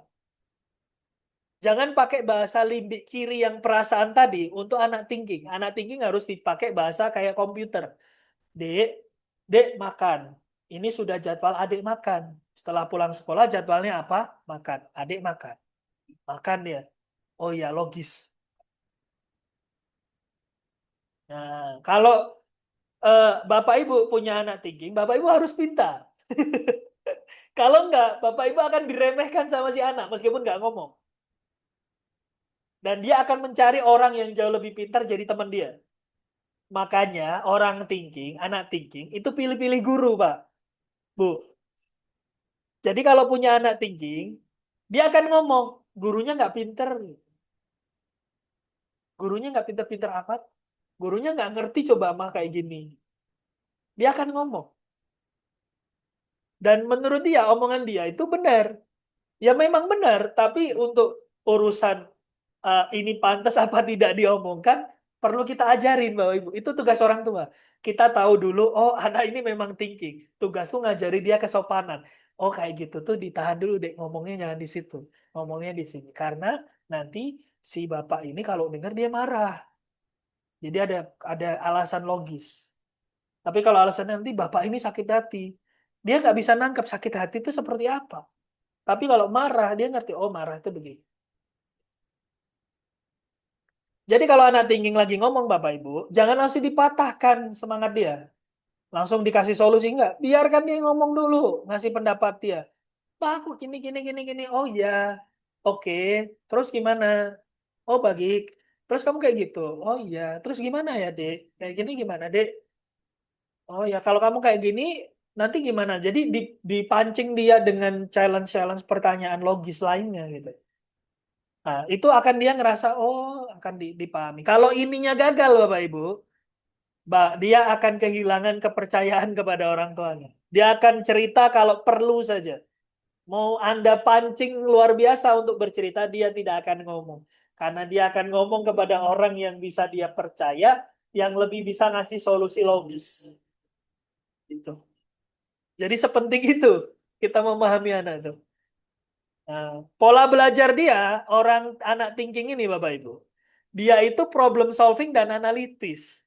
Jadi cara belajar dia bukan dengan mendetailkan bacaan, bukan. Tapi dia menganalisa. Guru pun menjelaskan dia analisa. Makanya orang-orang seperti ini, kita pernah tahu kan, dia seperti tidak belajar, tapi nilainya bagus. Nah, itulah anak-anak thinking. Dia cocoknya pakai logika dan sistem. Mind mapping dia cocok banget. Jadi nanti pola belajarnya kita benar-benar breakdown, Bu. Oh, Bapak Ibu tak latih nanti mind mapping tuh gimana yang benar. Terus membreakdown pelajaran tuh gimana gitu. Nanti di pertemuan ketiga, pola belajar itu pertemuan ketiga. Pertama parenting, dua itu ada nanti kita masuk modul kedua adalah komunikasi, ada skripnya. Jadi ada cara ngomongnya, ada kata-katanya gimana, terus ini gimana kalau situasi begini caranya ngomong bagaimana, itu ada semua. Bapak Ibu tinggal praktekkan. Terus kemudian jurusan yang cocok ya udah pasti jurusan eksak cocok buat dia. Jangan paksa dia masuk ilmu komunikasi, Pak. Bu, jangan. Stres dia. Nanti dia ngomong aja mikirnya lama gitu. Tapi kalau teknik informatika, statistika, hukum. Saya di Pekalongan kemarin ngetes satu anak karakternya thinking extrovert. Dari kecil tontonan YouTube-nya itu eskavator, pertambangan gitu. Bapak ibunya nggak ngerti kenapa anakku nonton begini. Ya. Kalau dia nggak nonton eh, Upin Ipin apa itu nggak tertarik gitu. Kenapa dia nontonnya eskavator, cara mesin mobil bekerja, itu tontonan dia di YouTube. Setelah dites, hasilnya thinking extrovert. Ya pantas. Dia akan lebih tertarik untuk hal-hal yang bersifat technical. Ah, intuiting. Intuiting itu sebaliknya orang sensing. Kalau sensing tadi satset, intuiting itu banyak ide. Meskipun eksekusinya lemah. Tugas kita adalah menyadari bahwa si intuiting ini kekuatan terbaik dia adalah problem solving dan kreativitas. Makanya orang intuiting itu cocoknya berbisnis, bukan berdagang. Berbisnis itu gini, membangun konsep bisnis, sistemnya, kemudian konsepnya, cara marketingnya, cara sellingnya, itu cocok orang intuiting. Nah, intuiting tuh makanya akan kelihatannya mager, mager-mageran, nggak terlalu suka aktivitas fisik. Ya. Tapi kalau urusan ilmu, dia ditanya, dia ngerti. Ini dia ngerti. Ilmu-ilmu yang umum, terutama. Ya. Gitu. Nah, orang intuiting ini, anak intuiting.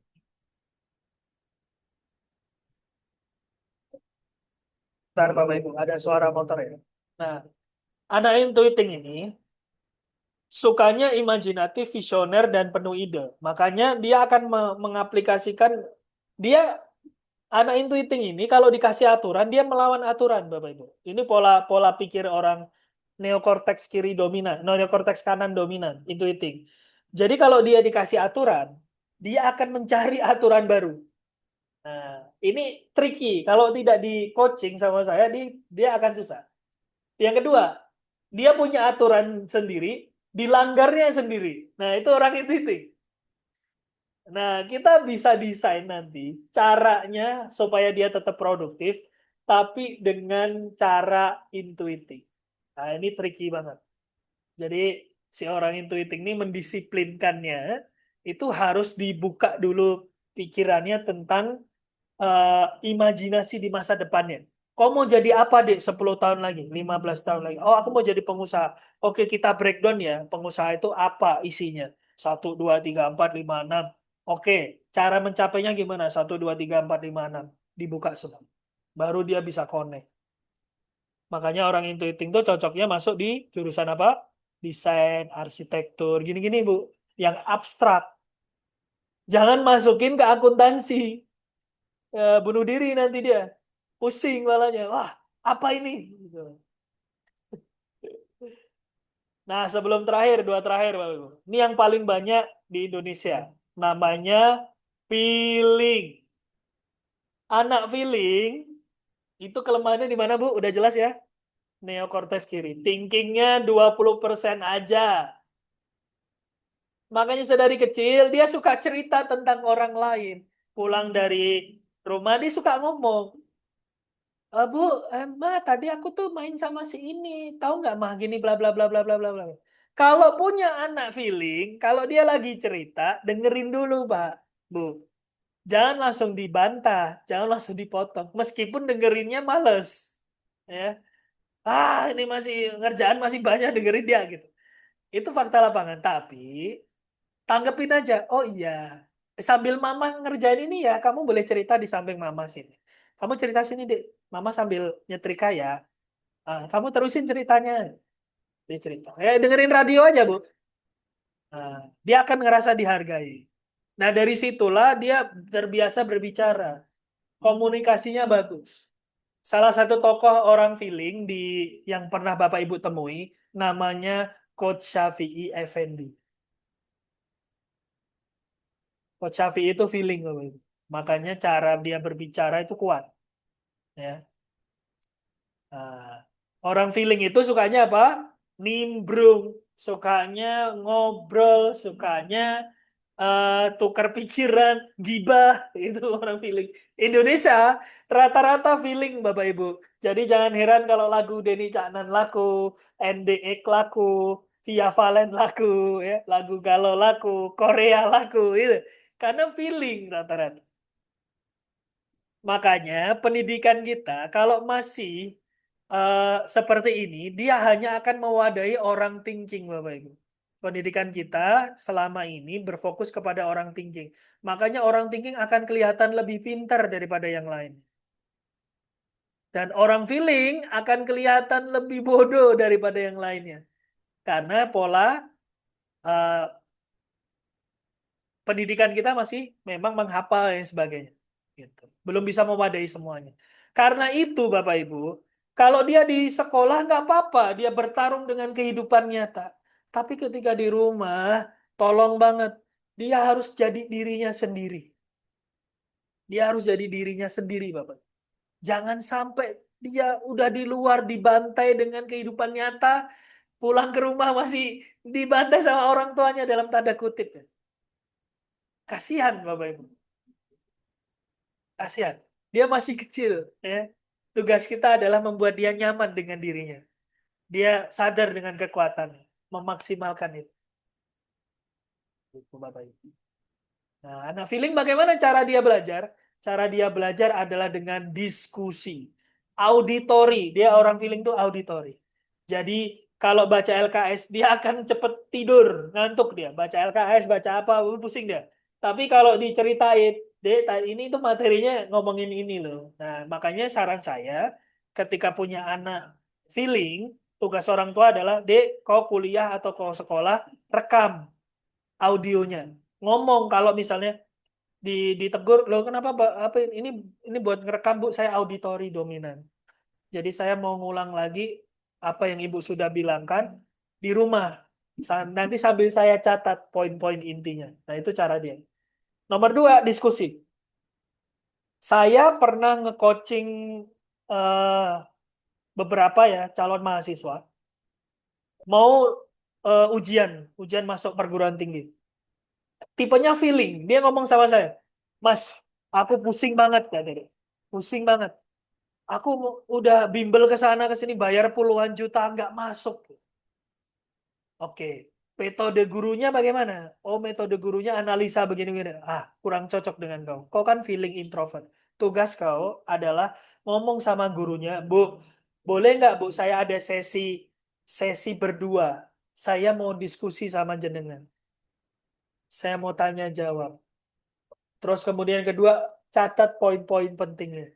Rekam, terus ulang lagi. Itu dilakukan sama dia di bimbel nih. Alhamdulillah sekarang masuk di UNS yang sama yang sebelumnya itu nggak pernah kepikiran mau masuk di negeri. Dia udah ini nggak mampu nih saya nih. Alhamdulillah sekarang di UNS. Jadi kalau anaknya remaja nanti langsung sama saya, Bu. Usia 17 ke atas sama saya. Jadi tak coaching bener-bener. Dia harus terlandingkan gitu. Saya pengen impact-nya itu terasa. Karena itu ngimpact ke diri saya nantinya gitu. Jurusan yang cocok buat feeling apa? Psikologi, pendidikan, kesejahteraan sosial, ilmu komunikasi gitu-gitu, Bu. Karena sesuai dengan bawaan lahirnya, suka ngomong, suka suka bercerita, suka mendengar orang. Jadi kalau dia masuk di psikologi dia akan jago banget. Jago banget. Di pendidikan dia jago banget. Untuk pelajaran-pelajaran tertentu. Bimbingan konseling dia akan jago banget. Makanya Coach Shafi Effendi itu kalau jadi motivator cocok. Dia bakat ada, kerja keras ada. Terakhir adalah ada anak yang balance, Bapak Ibu. Kanan kirinya balance. Jadi thinking, intuiting feelingnya 50-50 di sini. Ada anak yang memang balance otak kanan kirinya.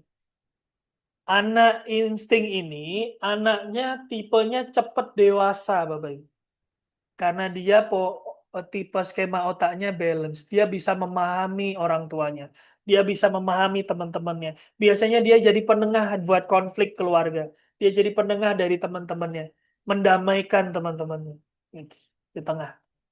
Kekuatan dia adalah bisa menekuni semua hal, tapi kurang bisa spesifik. Jadi memang terlahir untuk jadi penengah. Jadi memang di dunia ini tuh harus ada orang penengah, Bapak Ibu. Penasehat. Nah, gitu. Cuman kelemahannya adalah anak insting itu pemarah. Pemarah. Kenapa pemarah? Anak insting lapisan otaknya tidak ada. Jadi otak tengah itu dia tidak punya lapisan otak. Midbrain itu tidak punya lapisan otak. Makanya dia kalau marah langsung meledak, kalau seneng langsung bahagia. Jadi kalau punya anak insting tricky nih Bapak Ibu. Bapak Ibu harus paham kalau dia lagi meledak, jauhkan dia dari barang-barang lempar-lempar itu. Dan pahami kata-kata apa yang ngebuat dia ke-trigger. Biasanya anak insting tuh kalau ke-trigger untuk marah, disindir biasanya. Oh, dia kalau disindir langsung marah. Yang kedua adalah disuruh dengan nada keras. Reptilian brain atau midbrain ini akan aktif ketika dua hal ini terancam bagi dia. Ancaman atau diancam.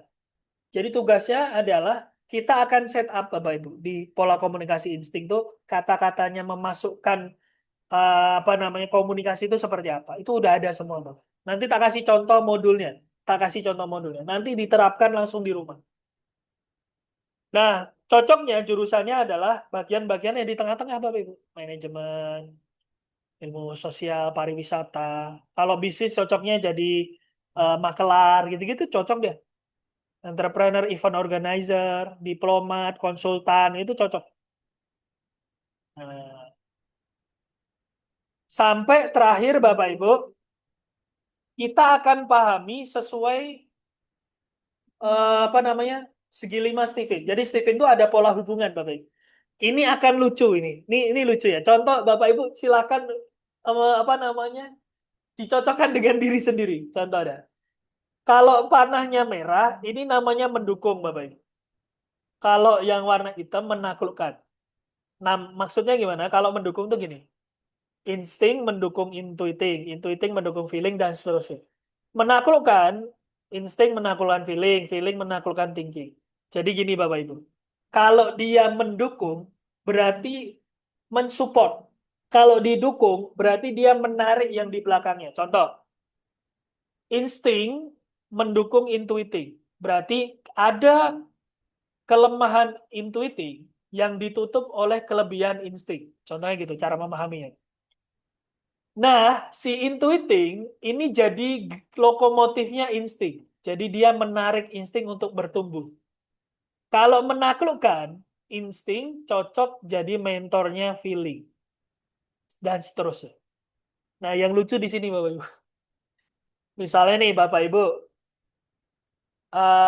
Anaknya tipenya feeling. Bapak Ibu thinking. Kan feeling menaklukkan thinking nih. Maka jangan heran kalau Bapak Ibu debat selalu kalah. Coba diingat-ingat. Bapak Ibu debatnya selalu kalah. Argumentasinya kalah mulu. Padahal Bapak Ibu udah ngerti, ini harusnya gini-gini. Tapi selalu kalah debat. Dua, kalau suami ibu, sorry ini buat bapak-bapak ya, izin bapak-bapak. Kalau bapak karakternya intuiting, istrinya thinking, thinking kan menaklukkan intuiting nih Pak. Nanti gaya berhubungan komunikasi Bapak Ibu, Bapak punya ide apa, dibantah sama Ibu. Ini lucu. Jadi ini hubungan segi lima nih keren banget. Jadi ini kita akan ngerti. Selama ini kok aku kalah debat sama anakku, padahal aku lebih dewasa, lebih tua. Ya karena ini. Nanti detail sampai ke sini. Makanya saran saya, kalau bisa tes sekeluarga, sekeluarga. Investasi aja sekali seumur hidup. Mumpung ada duitnya, mumpung ada rezekinya, masukin. Ini investasi buat keluarga. Keluarga bisa 20, 30, 40 tahun ke depan manfaatnya. Jadi jangan jangan ngira untuk ini nanti keluar. Ya, Bapak Ibu kalau beli sesuatu HP dan sebagainya bisa cepat keluar, ini harusnya lebih. Nah, terakhir sebelum saya buka diskusi Bapak Ibu, di Steven nanti di level paling dasar kita akan mengenal diri dulu. Jadi kita selesaiin dulu di sini. Baru nanti level kedua mendidik diri atau tafahum ta'awun, baru kita bisa berkontribusi. Ini nanti milih jurusan dan lain sebagainya. Makanya harus kelar dulu di sini. Kalau ini level 1 2-nya kelar, kita mau masuk ke level ketiga akan lebih enak. Apalagi level keempat, spirituality. Lebih dekat kepada Allah Subhanahu wa taala untuk secara spiritual. Makanya orang yang sudah selesai dengan dirinya, biasanya ibadahnya jauh lebih khusyuk. Kalau orang udah selesai sama dirinya, sama dunianya, ibadahnya jauh lebih khusyuk. Kalau belum selesai ini lompat, belum memahami diri, langsung pengen kontribusi, ada satu gap yang tidak selesai. Makanya dia akan ngerasa, kok aku dicurangi terus ya, kok aku diginiin terus sama orang lain, karena ini belum selesai. Jadi level-levelnya kita akan buat itu, Bu. 1, level 2, level 3, level. Nah, metode tesnya simple, pakai sidik jari. Jadi sidik jari ini nama ilmunya dermatoglepics. Jadi dermatoglepics ini menurut Dr. Chen Yimu, dia adalah pola sidik jari dapat mencerminkan dominansi fungsi otak tertentu yang kemudian digunakan untuk memahami potensi bawaan seseorang dalam belajar, bekerja, dan berinteraksi sosial. Ini juga diamini oleh Prof. Sutarjo Wiramiharjo. Ini guru besar Fakultas Psikologi Unpad, almarhum nih beliau. Orang dengan gen tertentu akan menunjukkan sidik jari tertentu, maka sifat dasarnya akan sesuai dengan sidik jari. Bapak Ibu coba lihat sidik jari Bapak Ibu, semuanya coba kita lihat, cek. Di situ kan ada polanya Bapak Ibu.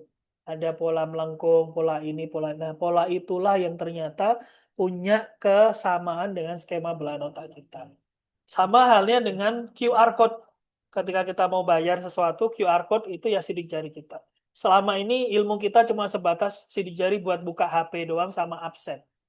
Ternyata bisa untuk menguak potensi kita. Makanya dari Steven dari 2009 sampai hari ini udah 700 ribuan untuk per hari ini Bapak Ibu dipercaya untuk banyak orang untuk pengen tahu potensi anak.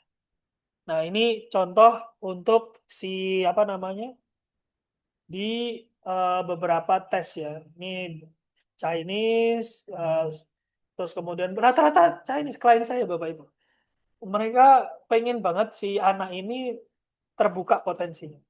Gitu. Nah, kita coba play ya Bapak Ibu ya. Sini bisa di play nggak ini ya? Sebetulnya tidak bisa di play. Nanti tak kirim aja di grup, Bu.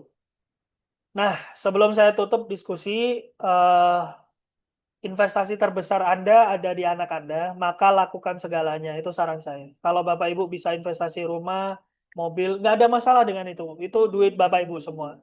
Tapi jangan lupa anak. Install aja semuanya. Semua yang bagus-bagus install. Buku, seminar, workshop, pelatihan, tes bakat, tes IQ, semuanya.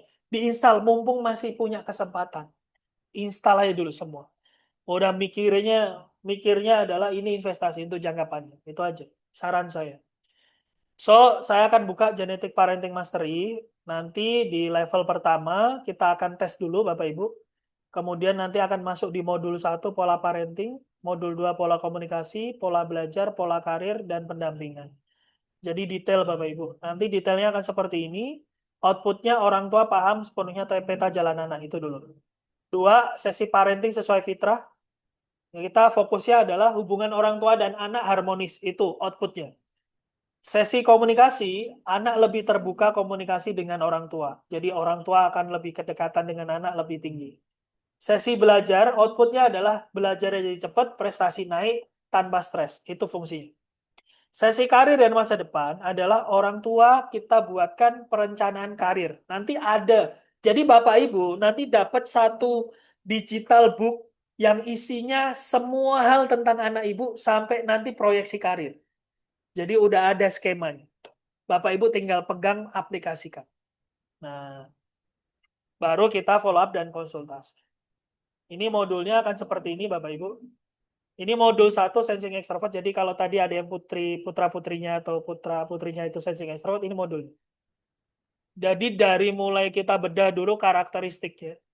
Kemudian cara anak sensing untuk menyerap informasi, learning by doing, suka tugas konkret, contoh perilakunya seperti apa, masukan orang tua. Nah, ini langsung teraplikasikan. Cara mengekspresikan perasaan anak sensing tuh sukanya ngelompat-lompat, ya. Cirinya overexcited. So, berikan uang selebrasi, ajak high five, hey, bagus, high five, oh, keren, gitu. Praktek, Bu. Kuncinya di sini Bapak Ibu jangan gengsi, udah itu aja. Kalau nggak gengsi, selesai itu. Awalnya akan terlihat aneh, apalagi kalau anaknya remaja. Akan aneh banget. Ibu kenapa sih? Bapak kenapa sih? Tapi itu akan berangsur-angsur terbiasa. Oh, Bapak Ibuku mau berubah demi aku. Gitu. Tapi kalau masih bocil, masih anak-anak, akan lebih enak. Aktivitasnya apa? Yang favorit? Sepak bola, sepedaan, lari-lari. Ini ada 13 halaman, Bapak Ibu. Nah, kita akan checklist nanti. Hari ini udah gerak 30 menit. Untuk olahraga belum, Bu? Minimal 30 menit atau 15 menit. Oh, sudah, Kak. Centang. Oh, udah pelukan belum, Bu? Pagi dipeluk, anak sensing butuh pelukan sensorik, dipeluk, dia ngerasa, oh Bapak Ibuku sayang sama aku. Bukan dengan kata-kata, tapi dengan tindakan. Oh, pagi sudah, siang sudah, malam sudah, oke, centang. Oh, aktivitas mingguan ada lagi, aktivitas bulanan ada lagi. Ini modul 1, seperti ini. Jadi terlandingkan. Satu orang tua bisa 1 atau 2 yang karakter anaknya berbeda. Bisa jadi kayak gitu. Nah, ini langsung terlanding nanti ke keluarga. Jadi kalau ini belum kelar, tidak akan lanjut ke sesi berikutnya. Saya bimbing sampai benar-benar teraplikasikan, Bu. Aku pengen lihat keluarga Bapak Ibu itu lebih harmonis lagi. Lebih saling bersama lagi. Saling menghargai, saling menghormati, saling berkontribusi. Itu yang pengen ku terjadi. Karena saya punya visi misi adalah untuk mengentaskan yang namanya sekarang perceraian banyak selalu diatasnamakan dengan keuangan, ekonomi. Memang iya, tapi komunikasi itu ternyata jadi permasalahan nomor 1. Komunikasi, memahami pasangan, memahami anak dan sebagainya. KDRT itu akan insya Allah akan hilang. Itu yang jadi uh, visi misi saya yang saya kejar untuk jadi amal jariah saya suatu saat nanti di akhir. Karena saya sadar dosa saya banyak, Bapak Ibu. Jadi harus ada sesuatu yang memang saya tinggalkan di dunia ini. Salah satunya adalah tentang parenting ini. Nah, saya mau tanya Bapak Ibu, bersedia berkorban yang terbaik untuk anak? Jawabannya pasti iya. Siap investasi maksimal untuk anak? Jawabannya pasti iya. So, mungkin kita dulu adalah korban salah asuh. Namun, anak kita jangan. Jadi anak kita jangan sampai salah asuh, Bapak Ibu. So, Genetic Parenting Mastery, nilai manfaatnya ratusan juta. Kalau Bapak Ibu pengen ikut, fasilitasnya ini Bapak Ibu. Tes Stephen, sertifikatnya cetak, penjelasan tesnya pertama, untuk jelasin awal 1,5 jam. Setelah itu Bapak Ibu langsung masuk ke program kita 30 hari. E-book hasil tes, 4 kelas parenting online, yang tadi 30 hari itu, konsultasi gratis selamanya. Selama saya masih hidup, konsultasi gratis, Bu. Kemudian ada e-worksheet parenting, jadi digital worksheet-nya, kemudian membership Stephen. Membership Stephen ini nanti kalau ada informasi-informasi lanjutan, terus Bapak Ibu pengen nih, aku pengen ngejual apa namanya, nawarin tes Stephen ini untuk keluargaku, untuk saudaraku, ini bagaimana ya kerjasamanya, nanti masuk di membership ini. Nah, kita kita ngomongin tentang apa namanya kerjasama di luar tesnya. Gitu. Harga normalnya di angka 650.000. Bayangin, murah banget ini Bapak Ibu. Bapak Ibu dengan 650.000 menyelesaikan permasalahan seumur hidup. Jadi mindsetnya jangan mikirin 650 gitu, enggak. Tapi 650 adalah tiket untuk menyelesaikan permasalahan hidup Anda dengan anak, dengan keluarga. Gitu. Tapi tadi kemarin saya sudah janji, Bapak Ibu silakan cek harga tes Stephen dimanapun 650.000 sekarang. Itu pun tidak pakai bimbingan 1 bulan. Cuma dijelasin 1,5 jam, Ibu terus tinggal, udah. Gitu ya. Tapi dari saya kasih bonus untuk bimbingan 30 hari, gratis, nggak tambahan biaya sama sekali. Sesuai janji saya di grup, yang ikut webinar ini akan dapat diskon 150.000 lagi. Jadi Bapak Ibu tinggal keluar di angka 500.000 untuk program ini, investasi seumur hidup. Ingat ya, mindsetnya adalah investasi. 500.000 menyelesaikan permasalahan seumur hidup, insya Allah. Karena sudah saya lakukan ke ratusan orang tua. Jadi insya Allah, mudah-mudahan Bu, atas izin Allah, niatkan saja baik, niatkan untuk investasi, mudah-mudahan bisa untuk menyelesaikan permasalahan Bapak. Cuman, karena ini saya diskon, saya kan ngurangin nih jatah saya sebenarnya. Jadi saya batasi untuk 7 pendaftar saja. Jadi 7 pendaftar orang tua yang beruntung dari total 100 orang yang hadir. Silakan nanti chat saya secara pribadi. Setelah ini, cara daftarnya bagaimana? Yang pertama ada lunas. Lunas tuh 500.000 transfer dulu ke saya. Nanti kita jadwalkan ke kota Jenengan. Jenengan ngundang saya nggak perlu bayar transportasi, Bapak Ibu. Tapi kita kumpulkan dulu satu. Ini saya datang ke sana. Jadi udah include transportasi dan sebagainya. Saya pengen apa namanya Bapak Ibu merasakan impact. Lunas langsung kita jadwalkan untuk tes dan bimbingannya. Kemudian kalau memang oh Kak, aku belum bisa lunas nih hari ini, boleh.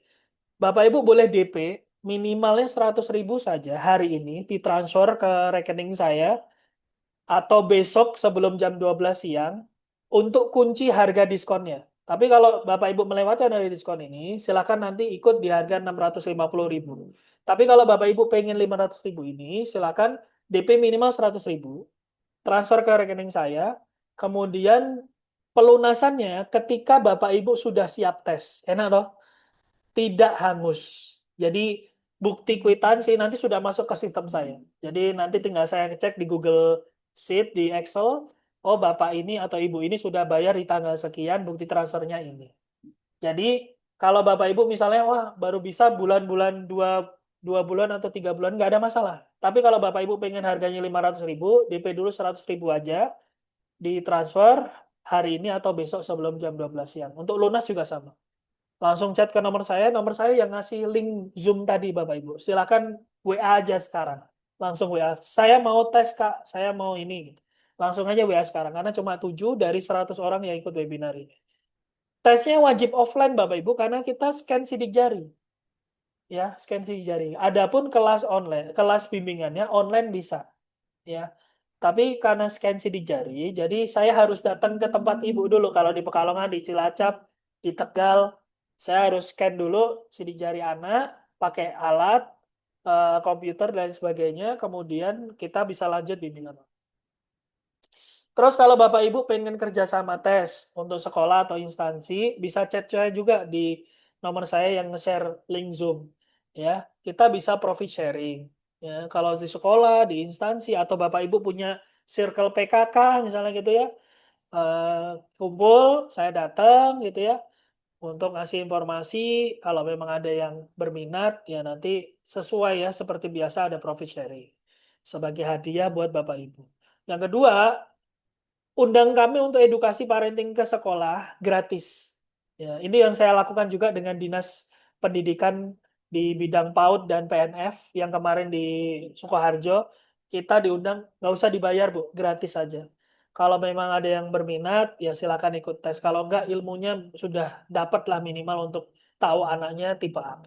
Nomor tiga, sekolah Anda akan kita bantu untuk branding dengan metode Steven ini. Jadi kita brandingkan. Kita akan set up cara brandingnya, cara marketingnya, gitu. Supaya sekolah Bapak Ibu itu naik value-nya. Gitu. Nah, nomor 4 ada langsung chat kami untuk pembahasan lebih detail. Jadi tugas Bapak Ibu, yang pengen tes silakan chat, yang pengen kerjasama silakan chat juga. Untuk DP, kalau nggak DP ya mohon maaf nggak bisa, karena itu komitmen fee. Komitmen fee. Harusnya itu DP-nya 50%, tapi saya permudah saja di angka 100.000. Bapak Ibu silakan investasikan, saran saya tidak bisa memaksa. Tapi kalau Bapak Ibu pengen menyelesaikan permasalahan anak, dengan anak atau penyelesaian permasalahan dengan pendidikannya, cara belajarnya, ini cara paling efektif untuk hari ini, untuk saat ini. Jadi mudah-mudahan bisa Bapak Ibu mengerti, saya batasi di angka 7 orang saja. Baik, seperti itu. Bapak Ibu silakan nanti chat saya untuk pendaftaran selanjutnya, hanya 7 orang saja. Terima kasih. Dari saya, kita akan lanjut untuk diskusi, Bapak Ibu. Silakan kalau memang ada pertanyaan, Bapak Ibu silakan.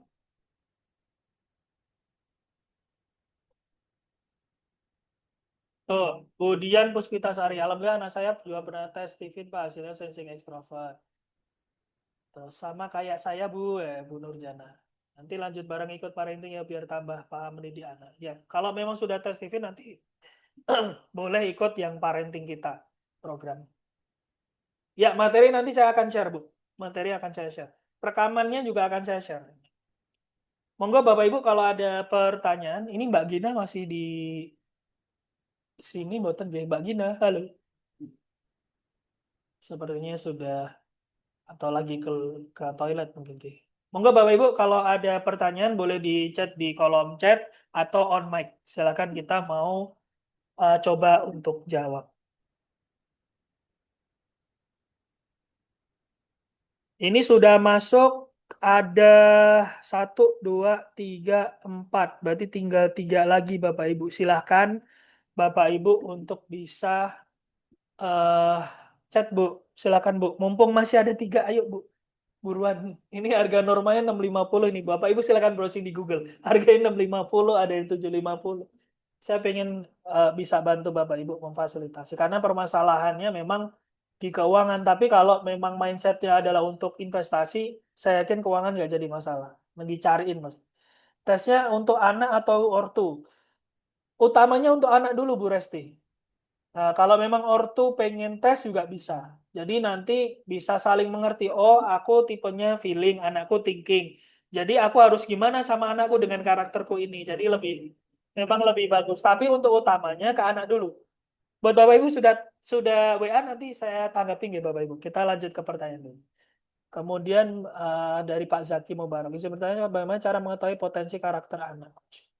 Kalau secara umum tanpa tes, tadi ilmu yang sudah saya share itu sebenarnya sudah bisa Bapak Ibu gunakan. Tadi seperti contoh, introvert atau ekstrovert gitu. Tadi udah bisa jawab, oh aku introvert, ekstrovert. Cuman yang namanya genetik itu tidak bisa ditebak Bapak Ibu. Kadang kita ngelihat orang ini, wih kayaknya orangnya ekstrovert gitu. Tapi setelah dites introvert, ternyata memang dia, oh ya aku memang introvert, aku ekstrovert tuh karena terpaksa gitu, karena profesiku. Aku sebenarnya orangnya introvert gitu. Bisa jadi kayak gitu. Apalagi yang sensing, thinking, intuitingnya tadi. Nggak bisa ditebak. Kadang kita ngelihatnya ini kayak orang sensing, ternyata thinking. Ini kayak orang feeling, ternyata insting. Jadi beda-beda. Jadi memang harus dites Bapak Ibu. Yang hebat itu bukan sayanya, tapi tesnya yang keren, ya tesnya keren, materinya yang keren. Saya cuma fasilitator dan pengalaman saya rangkum kepada modul-modul ini, Bapak Ibu, supaya bisa membantu. Jadi bedanya adalah tidak hanya tes, tidak hanya dijelasin saja, saya pengen terlandingkan di keluarga jenengan. Itu sebagai apa namanya visi saya, misi saya seperti itu, Bapak Ibu. Mudah-mudahan bisa ditangkap ya niat baik saya. Bu Reni, mohon izin bertanya untuk mengetahui karakter dari murid yang gaya belajar dominan kinestetis, bagaimana? Maaf tadi kurang fokus. Suara laptop kecil. Oke, kalau kinestetis, Bu Reni, dia fokusnya adalah belajar sambil bermain. Itu dulu yang pertama. Dua, dia lebih suka praktek daripada banyak teori. Yang jadi permasalahan di kita ketika mengajar adalah kita kan banyak anak nih, nggak bisa satu persatu. Yang jadi permasalahan itu. Dan tugas kita adalah bagaimana ngebuat materi ini bisa mewadahi semua karakter. Sensingnya dapat, intuiting dapat, thinking dapat. Jadi memang kitanya harus mau effort. Ya kalau memang dia intuiting ya berarti harus banyak gambar, warna-warni. Kalau sensing berarti dia harus diajak bergerak. Oh, mempraktekkan. Oh ya jadi ikan. Ya jadi apa? Yuk menirukan suara ini gitu. Itu sensing, praktek. Terus analisa, ada menghitungnya, ada ini itu untuk thinking. Jadi memang perancangan materi itu dia harus bisa mewadahi semuanya. Itu. Kalau mau gampangnya ya. Nah, kita harus mau rekoso ibaratnya. Mau repot gitu. Tapi insya Allah itu akan bisa membantu.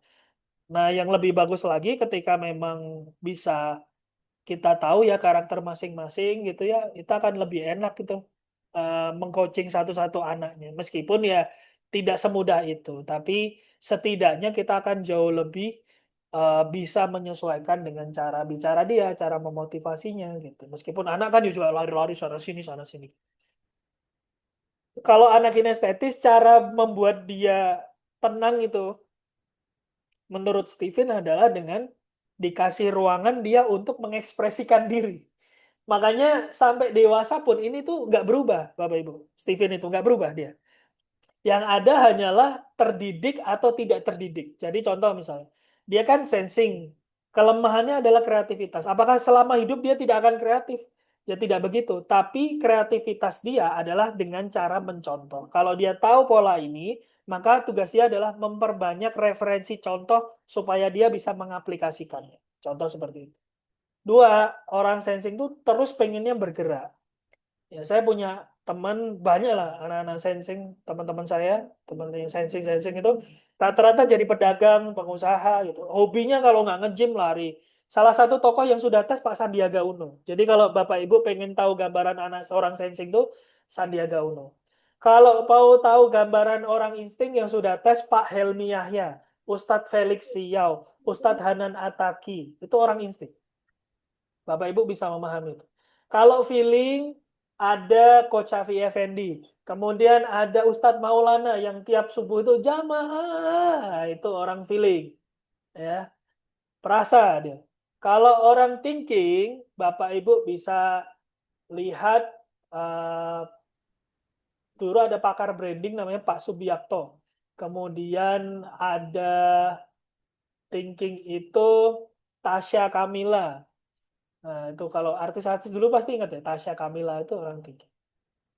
Intuiting tuh ada Pak Jaya Setiabudi. Kalau Bapak Ibu pengusaha pasti ngerti Pak Jaya Setiabudi. Itu intuiting.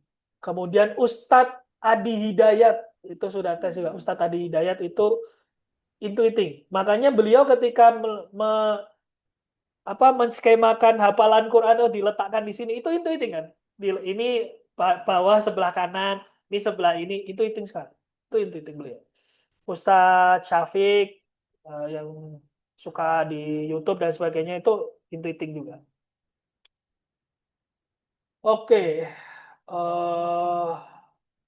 Bu Roro Syarifah Haniah. Mudah-mudahan tidak salah nama nih ya. Jika anak kelas 5 tulisan jelek, malas dalam hafalan Al-Quran, lebih suka HP, dia memilih ekstrakurikulernya sedang karate, sebelumnya renang. Kurang suka matematika, sebenarnya dia bakat minatnya di mana. Itulah fungsi tes Stephen, Bu. Itu fungsinya. Kita kan bingung nih, udah kelas 5 tulisannya jelek, malas dalam hafalan Quran gimana. Nah, uniknya di Steven, nanti meskipun tidak saya sebutkan, di pola belajar nanti kita akan install pola menghafal Quran sesuai hasil tes Steven. Kalau thinking itu nanti gimana, sensing gimana, intuiting gimana, ada sendiri Bapak. Insya Allah mudah-mudahan nanti bisa ngebantu secara menyeluruh lah seperti itu. Izin bertanya, Bu Bina Amanah Sidapurna. Izin bertanya kalau biaya tes 650 atau 500, apakah setelah itu ada biaya? Bu, kalau normalnya 650, Ibu bisa cari di Google. Harganya rata-rata di segitu. Tapi khusus yang daftar hari ini 500.000. Mau DP 100.000 boleh, nanti pelunasinya ketika siap, atau langsung dilunasi nanti kita jadwalkan untuk tesnya ke kota Jenengan. Jenengan nggak usah datang ke Solo, saya yang datang ke tempat Jenengan. Nanti kita ketemuan di satu tempat lah di daerah sana. Apakah setelah itu ada biaya lagi? Tidak. Nah, Ibu bisa pegang omongan saya. Tidak akan ada biaya lagi, Ibu. Siap, Bu Reni. Terima kasih. Begitu nggih, Bapak Ibu. Terima kasih. Nanti saya share rekaman Zoom ini, kemudian materinya, supaya Bapak Ibu bisa mempelajarinya. Begitu ya, Bapak Ibu. Terima kasih atas waktunya. Bapak Ibu sehat-sehat selalu. Semoga selalu diberikan keberkahan, kelimpahan rezeki. Bu, hari ini kita belajar Sifin, tapi bukan berarti kita nggak bisa jadi saudara. Nah, kalau kita nanti datang ke tempat Bapak Ibu, ke daerah jenengan semuanya, saya kabari. Siapa tahu kita bisa sharing, siapa tahu bisa kerjasama, seperti itu Bapak Ibu. Jadi tidak hanya terlepas dari pemateri dan penerima materi, seperti itu. Gitu nggih Bapak Ibu. Terakhir nih, Bu Musliha SPD. Izin bertanya, anak usia 3 tahun, anaknya kalau bicara cerdas banget, tapi kalau disuruh di depan orang lain, kencing banget. Gimana, Pak? Ini butuh skill namanya public speaking, Ibu. Jadi public speaking itu, dia sebenarnya punya bakat untuk ngomong. Cuman, kalau analisa saya, awalnya saya akan tanya dulu, pernah nggak dia punya trauma, pernah ngomong di banyak orang, tiba-tiba dia dipermalukan. Nah, ini harus diselesaikan dulu. Rata-rata begitu. Ada anak thinking, anak pemikir kan harusnya analisanya bagus ya. Dia tidak suka matematika. Yang pertama saya tanyakan adalah, kok nggak bisa matematika? Bukan itu. Tapi saya tanya, apa pernah ada trauma? Coba orang tuanya cerita. Ternyata benar. Dulu itu, pernah dia ngerjain soal matematika, nggak bisa disalahin gurunya. Dari sejak itu, dia benci sama matematika. Bukan nggak bisa. Jadi selesaikan dulu traumanya. Baru kita bisa install skill. Nah, itu bisa nanti masuk di public speaking, Ibu. Kalau usia 3 tahun, ajak dia untuk punya experience positif, Ibu, Bu Musliha. Jadi anak itu, tugas kita adalah mengajak dia punya pengalaman-pengalaman positif daripada pengalaman negatif dia. Pengalaman negatif dia, itu biarkan dia terus, bisa jadi di lapangan dia akan menerima itu. Cuman, sebagai orang tua, kita harus berikan experience positif. Entah misalnya diajak bertemu dengan banyak orang. Yang tadinya dia malu nih. Awalnya diajak dulu. Malu-malu nggak apa-apa. Oh ternyata ketemu banyak orang tuh ternyata tidak seburuk pikiranku ya. Pertama kali, kedua kali, ketiga kali. Dia punya experience positif. Nah itu yang kita harus perbanyak. Budian Puspita. Bu Bina, terima kasih. Bu Dian, terima kasih banyak Pak atas penjelasannya. Selama ini perlu banget dijelasin seperti ini, jadi tahu bagaimana ngadepin anak sensing ekstrovert. Sama-sama. Sama-sama, Bu.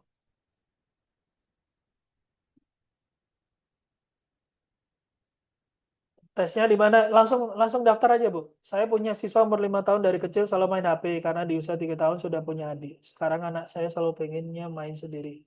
Nggak mau bareng temennya, itu gimana, Pak? Bu Rilmi ya? Oh, ini rekam. Baik, Bu Musliha. Kalau ini terakhir ya, dari Bu RMX 2170 ya. Saya punya siswa umur 5 tahun dari kecil selalu main HP karena di usia 3 tahun sudah punya adik. Cara tesnya gimana? Nanti scan sidik jari, Bu. Nanti daftar dulu aja, saya jelaskan lebih lanjut. Bu Tuti. Langsung WA ke nomor yang tadi nge-share link Zoom, Bu. Sekarang anaknya selalu pengennya main sendiri kamu. Nah, ini harus kita memang selidiki dulu, Bu. Nggak bisa langsung diberikan penjelasan seperti tadi. Tidak suka matematika itu karena bakatnya dia punya, berarti ada trauma gitu. Nah, ini saya belum tahu. Karena HP itu, Bu, HP itu mereka lebih senang ke HP pertama karena lebih gampang untuk diakses. Dua, teman-temannya melakukan hal yang sama. Ketiga, tidak punya opsi aktivitas lain. Kalau kita punya opsi aktivitas lain untuk anak yang sesuai dengan bakat genetiknya, dia akan lebih menyukai itu. Contoh misalnya, anak sensing atau anak thinking itu lebih suka aktivitas bercocok tanam, ngasih makan hewan. Kalau kita punya aktivitas itu, dia akan lama-lama meninggalkan HP-nya tadi. Itu sudah terjadi. Pengalaman saya seperti itu. Sudah saya buatkan program buat orang tuanya. Jadi anaknya tuh lama-lama HP itu jadi opsi kesekian. Dia ngerasa, oh aku harus ngasih makan bebek. Sampai ada anak 3 tahun, Bu. 3 tahun, 4 tahun. Dia tuh udah bisa, apa namanya, ngasih makan bebek, sama ngelus-ngelus bebek, masukin bebeknya ke kandang. Usia 3-4 tahun. Coba, Bu. Karena memang dia sensing, terus kita posisikan dia, cara mendoktrin dia dengan sensing, aktivitasnya sensing banget, jadi connect. Siap, Bu Pak Adi, Bu Tuti.